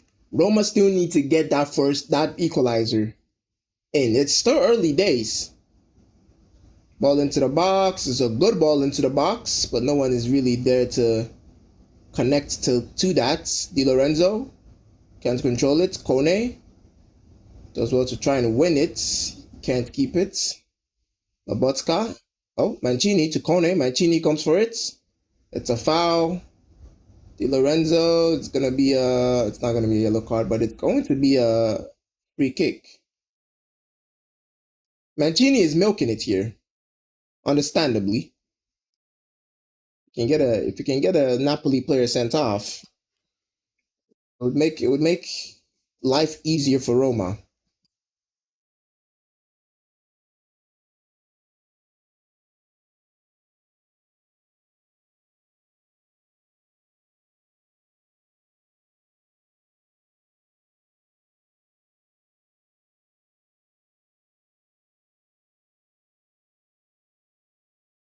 Does modern football lack leadership? Um, I think to a certain extent, because you look at teams like Manchester United, even Real Madrid at the moment, Barcelona too. They're a team that looks like they lack that, authority in the game. Like there's no one really going around controlling the team, barking orders at players and stuff like that. And you need that. I mean, I watched Bayern versus PSG and Bayern versus Arsenal, and Kimmich is the definition of a leader. He's shouting at players when they make mistakes. He's controlling the game, making sure everyone's mentality is right. And, but I think Kimmich is also part of, from a generation of players where he played with players like Mula, he played players like Arjen Robben, Ribéry. He was a part of that generation where he had pure leaders.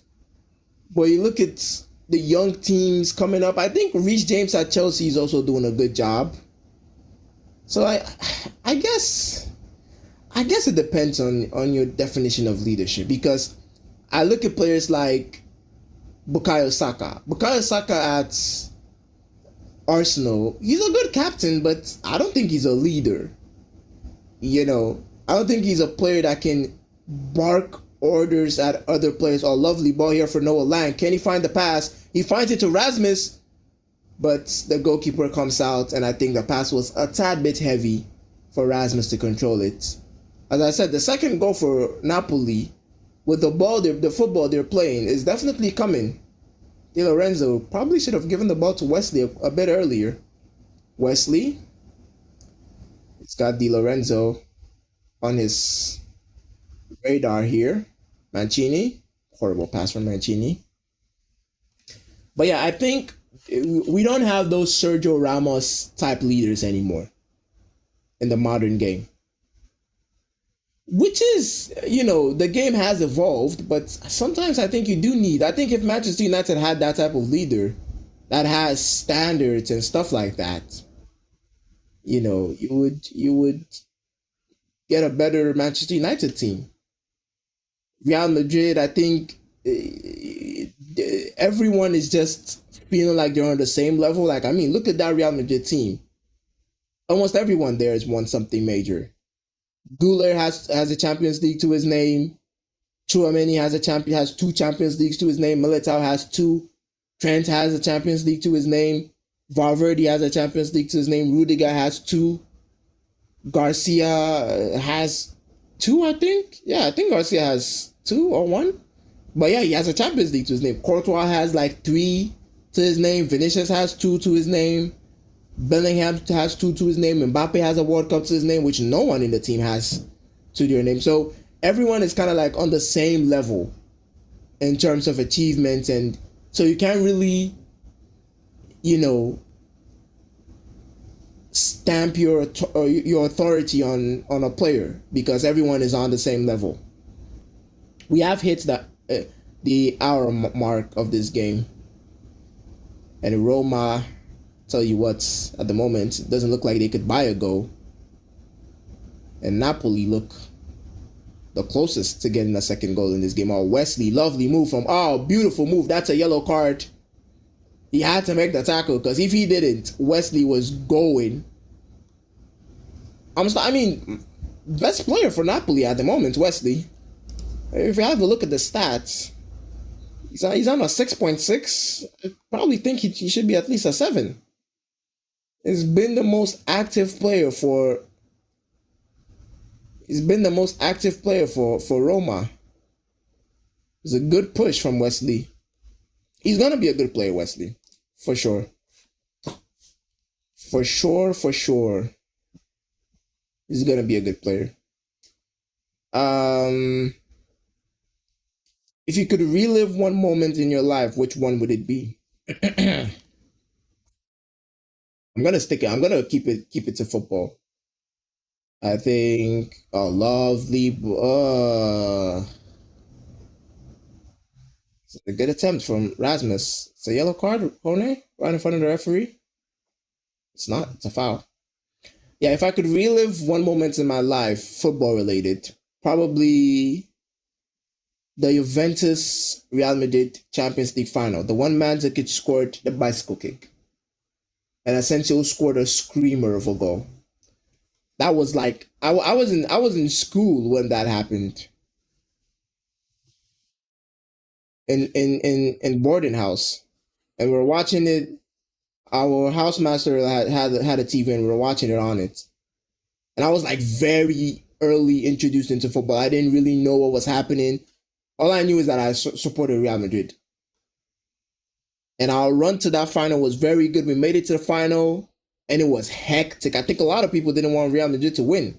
So I was like a kid in the midst of adults that didn't want Real Madrid to win. So when Real Madrid scored and I celebrated, it was like, hey, what's going on here? And then Mandzukic scored that bicycle kick, and everyone was celebrating. It was like, hey, hey.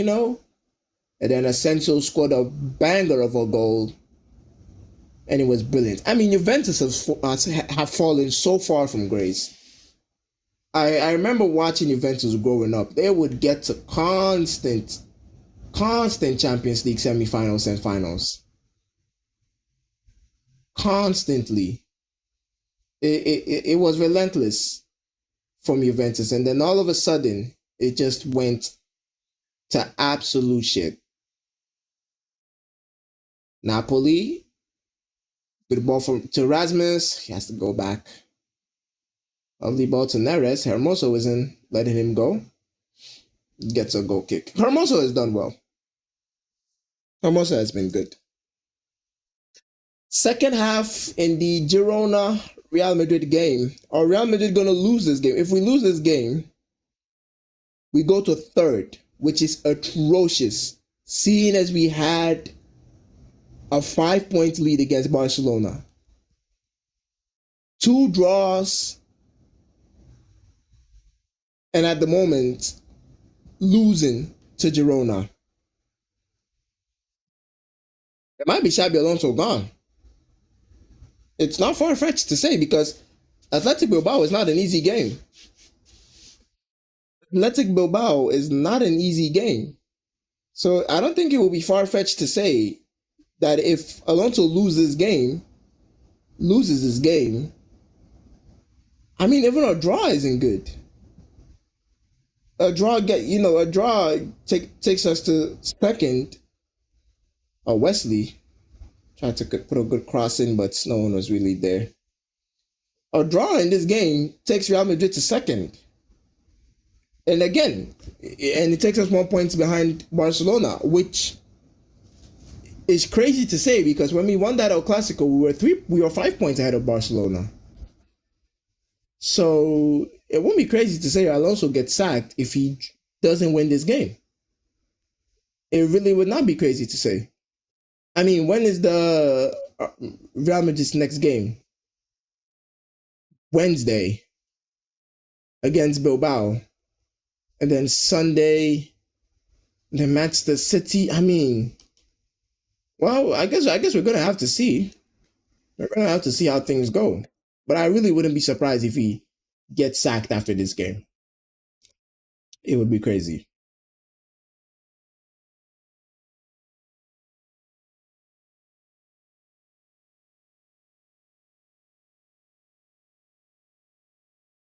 Wesley, he's getting active in this game. Wesley Pellegrini, not a lot of passing options here. I think Roma need a striker. Wesley, oh, good attempted cross. Almost found Baldanzi.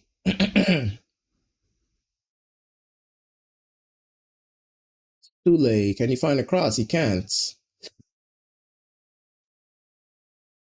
It's not a good. When do Roma make their changes? I don't even see when Roma make their changes. The Bala is on. And Baldanzi, good.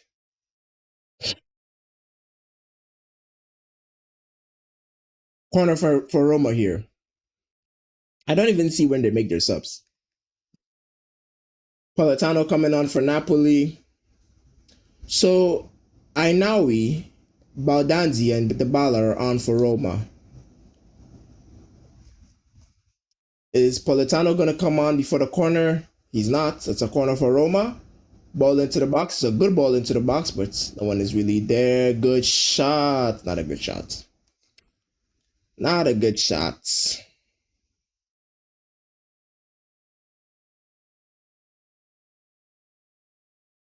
Not the best shot. Girona still winning against Real Madrid.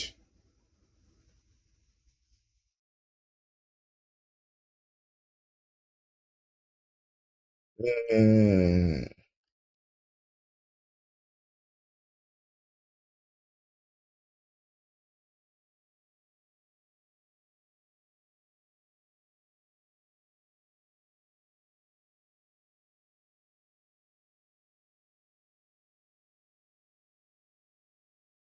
Noah Lang has been taken off for Politano.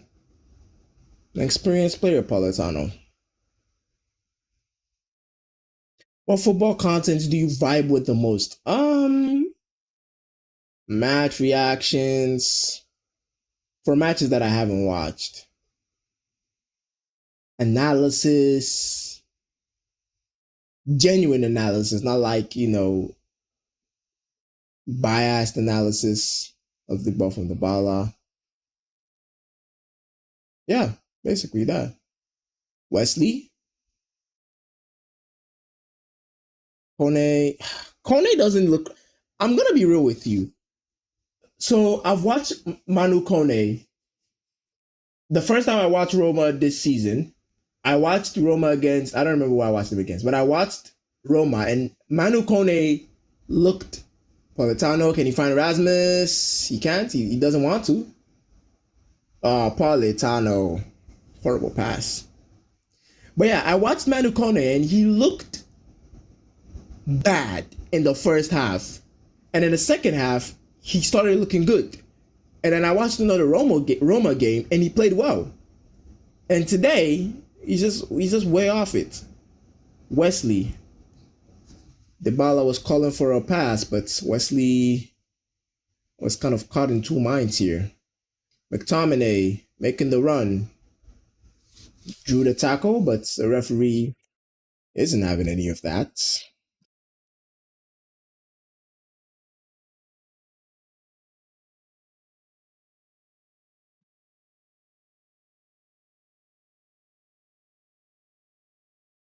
Dybala, another player that I think didn't reach the heights he should have reached.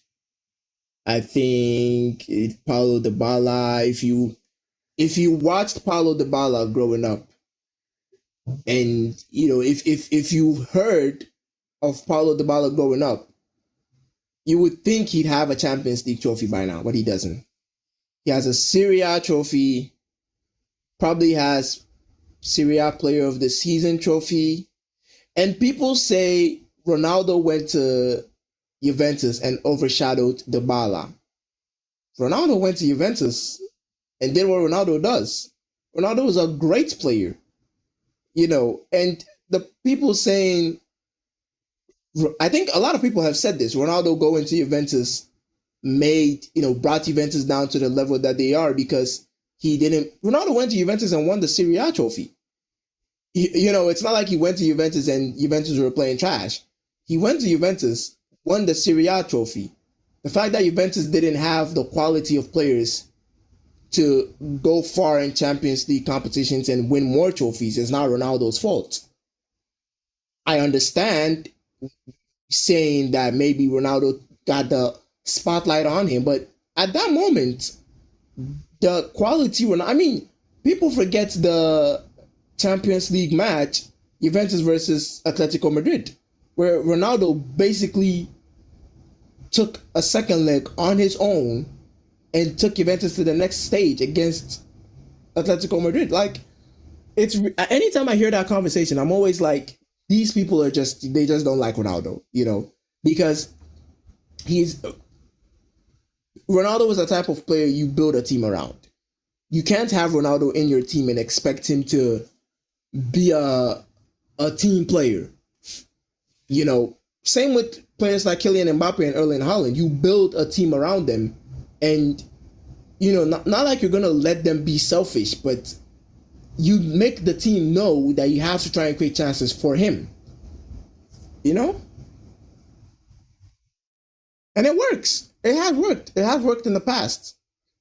It has worked in the past. It really has. Obviously, you have to be a team, but if you have a player of Ronaldo's quality in the team, you obviously have to, if the players in your team are not that good, like people use the example of PSG, like PSG don't have some of the best players in the world, like Vitinha. Vitinha, my voice literally just cracked there. Holy shit! Holy fuck! Holy God! Okay, give me a second here. Let me just drink some water.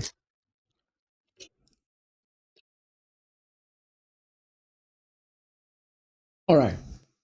So the PSG model with Vitinha, people are saying PSG is like a team. They don't have individuals. PSG have some of the best players in the world. They have two of the best fullbacks in the world in their team, Hakimi and Nuno Mendes. Marquinhos is probably one of the best center backs in the world. Not at the moment, ever. Like Marquinhos has been around for a while now, and he's always been in that conversation. Pacho, maybe you'd say he's not the best, but last season, Donnarumma, best goalkeeper in the world. Vitinha, Fabian Ruiz, and Joao Neves. Joao Neves is probably one of the most exciting DMs in the world, and Vitinha is probably one of the best midfielders. He's in that conversation. Vitinha. Fabian Ruiz, one of the most underrated midfielders in the world. Up top, Vishka Varaskelia at left wing is probably one of the best wingers in the world. Dembele, even when he was at Barcelona, was one of the best right wingers in the world.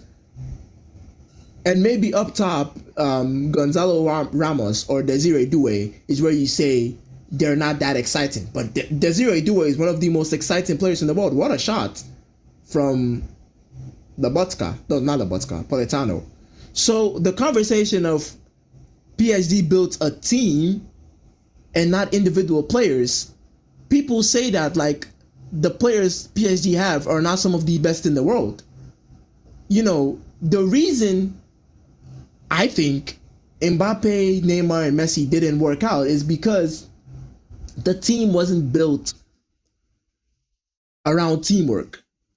The reason the PSG model worked last season, it was built around teamwork. But you can't say you don't go out to get some of the best players in the world because you're trying to build a team. Look at Arsenal at the moment. Have some of the best defenders in the world. Declan Rice, one of the best DMs in the world. Eberechi Eze, he's making a case for himself. Bukayo Saka, one of the best right wingers in the world. So you need good players. So the conversation of Ronaldo went to Juventus and Juventus became bad doesn't make any sense. If you surround Ronaldo with quality players, he's going to play. I mean, oh, lovely shot from Roma. But it was always rising. I think it was Mancini. Oh, no, it wasn't Mancini. It was Pellegrini. It was a good opportunity. The space had opened up for Pellegrini. Took the shots, but it was always rising. We're approaching the 80th minute here, and I don't think Roma are going to get an equalizer. I really don't. I really don't. Yeah, so back to the conversation. I think Ronaldo at Juventus was good, but the quality of players that surrounded around Ronaldo were not. Dybala played brilliantly under when Ronaldo was there. It wasn't like Ronaldo was stealing his spotlight. He was playing very well. I mean, if I could, I would probably go back and do some research on the players Ronaldo had around him during that time. So I think it's a baseless argument to say Ronaldo. I mean, no one has said it. I've literally just fabricated I've fabricated an argument here, and I'm saying it's a baseless argument. But it is. Some people have had this conversation, just like with Real Madrid as well. People are saying Real Madrid can't win with the players of we can't win with Vinicius, Mbappe. I mean, speaking of Real Madrid, probably just check the scores now. They've not equalized. 60th minute and Real Madrid are still losing to Girona. Unbelievable. Anyways, as I was saying, I think people have this conversation with Real Madrid saying, Real Madrid can't win the league or can't do anything successful with all the superstars they have in their team with Rodrigo, Vinicius, and Mbappe all in the same team, and Bellingham. Like, there's too much egos. If you have a team that is built around teamwork, it doesn't matter. You could have prime Messi, prime Ronaldo, Mbappe, Haaland. It's going to work. If you tell Mbappe to track back and work hard, a lovely cross into the box for Roma, but it's too much. Wesley, I tell you what, Wesley is the only one doing anything, trying to create a chance here for Roma, but no one is able to get on the end of them. If you can build a team that is focused on teamwork, you're definitely gonna go far. Are you trying to tell me if you put Mbappe and Vinicius in an Arsenal side, they don't get better? Are you trying to tell me they get worse because Mbappe and Vinicius have egos? It doesn't make any sense. If you have a manager that has the boldness to build a team around, teamwork, you're gonna go far. And that's what Enrique did at PSG. Enrique didn't do anything special, bringing in different. The players in PSG are some of the best in the world, and they would know if you want to be the best in the world, you have to have that ego to know that you are the best in the world. So some of the PSG players will definitely. Do you think Nuno Mendes goes home every day thinking, "Yeah, I'm all right. I'm an all right left back"? He has held players like Lamine Yamal. He has held players like Mohamed Salah, like Bukayo Saka. He has held very, very good players. I don't think Nuno Mendes is going home thinking, I'm an okay left back. He's going home thinking, I'm the best left back in the world. So you're going to have egos in the team, but you have to have a team that a manager is able to exact his authority and tell them that you're going to play for each other. If not, you're on the bench, which is something I wish Alonso could do, but hey, you can't always get it right, can you? 63rd minutes, Real Madrid are still not able to score a goal, and neither are Roma. Roma are also not still able to score a goal. I think this is going to be a win for Napoli. I think 1-0, routine win, very good goal.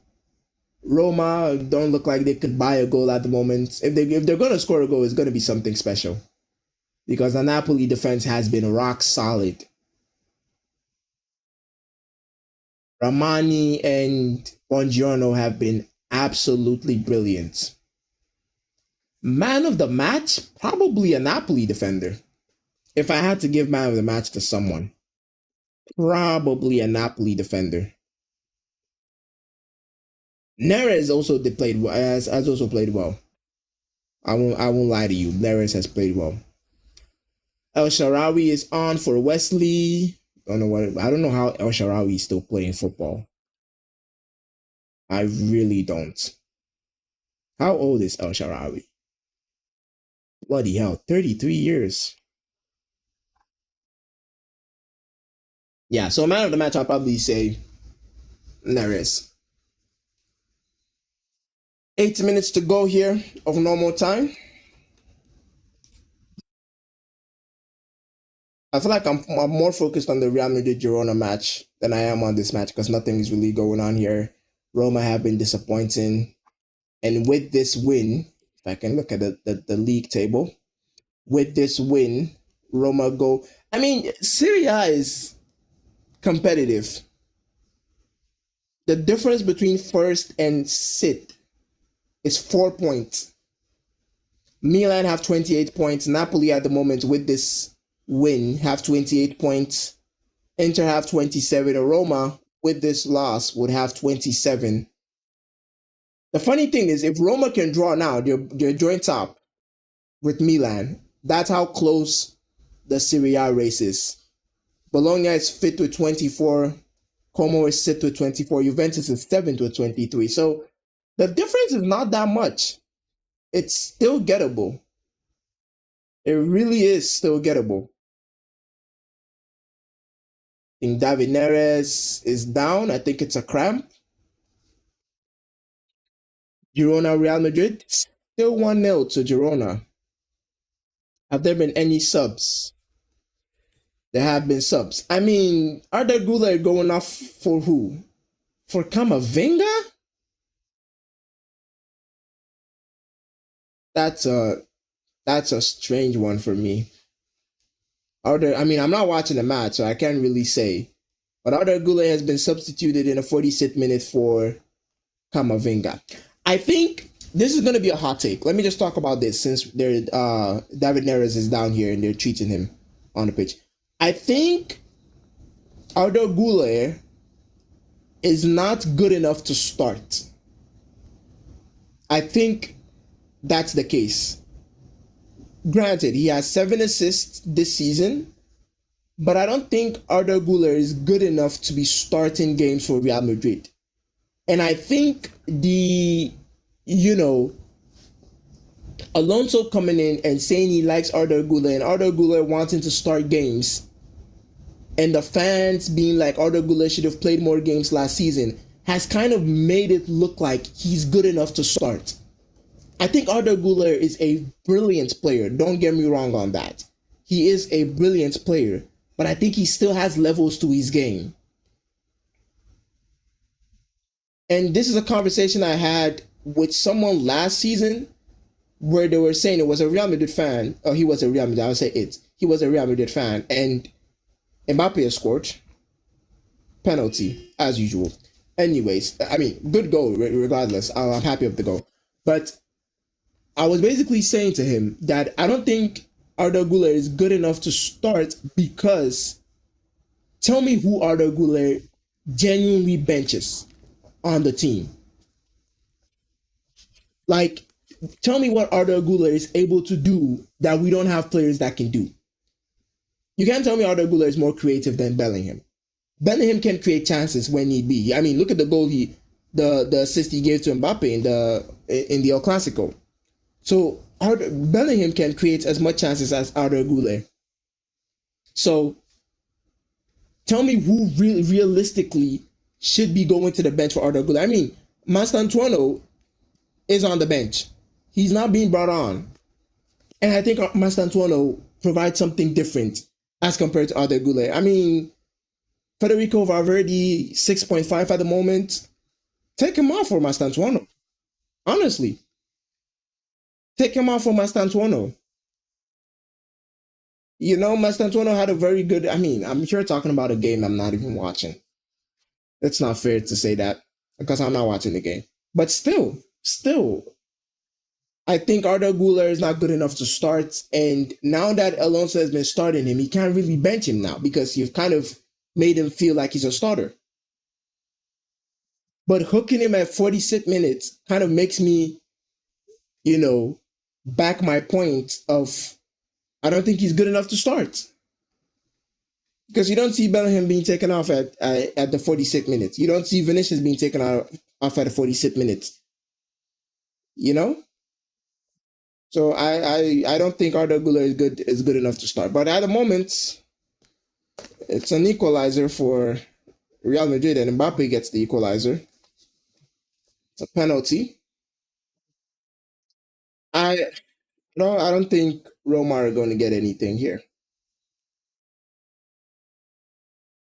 We could be here till the cows come home and Roma are not going to get an equalizer, which is disappointing. But then again, it's also a testament to Napoli's strong defensive game because they've been very solid defensively. Napoli aggressive tackle from Di Lorenzo on Baldanzi, not necessary.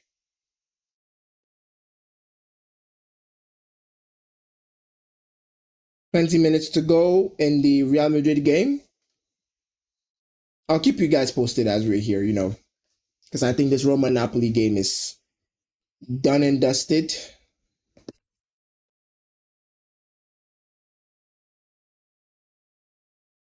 I'll definitely watch the rest of the Real Madrid game after this.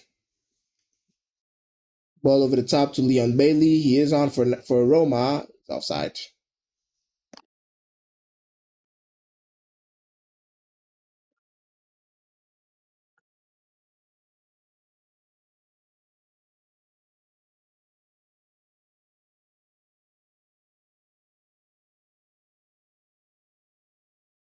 .2 minutes to go. 1 minute to go of normal time. I'll be interested to see how many minutes is added on because there were a lot of stoppages.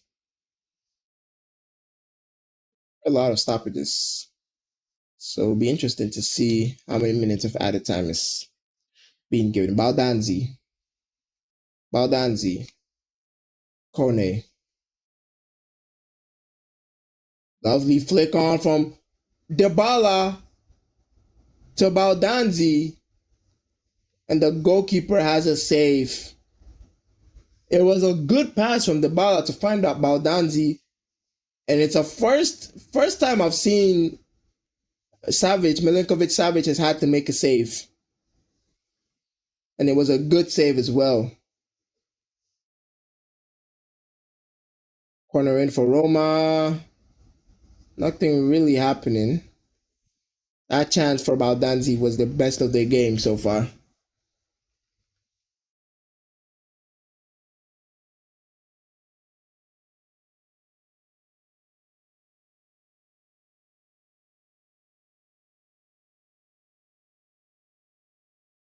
.6 minutes of added time. That's a lot of time. Let's see if Roma can do something here because I think Napoli are on the defensive now. They're trying to hold on to this 3 points.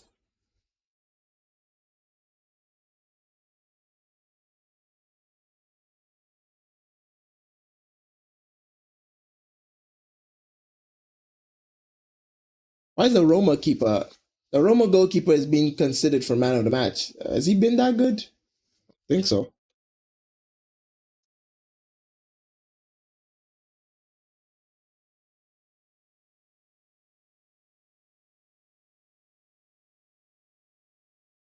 The chance again from Baldanzi.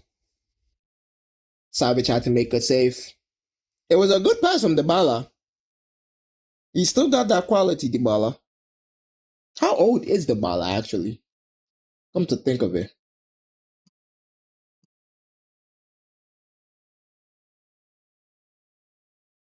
Probably in his early 30s. 32. Not bad. Not bad. Almost the same age. Almost the same age as Osharawi. Noah Lang here.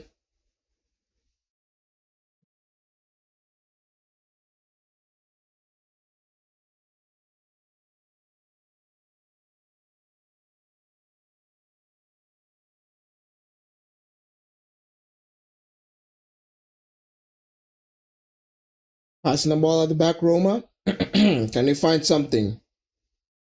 74th minute in the Real Madrid game. Still nothing going on.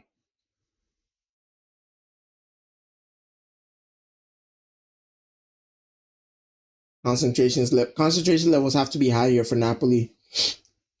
They're only a few minutes away from the finish.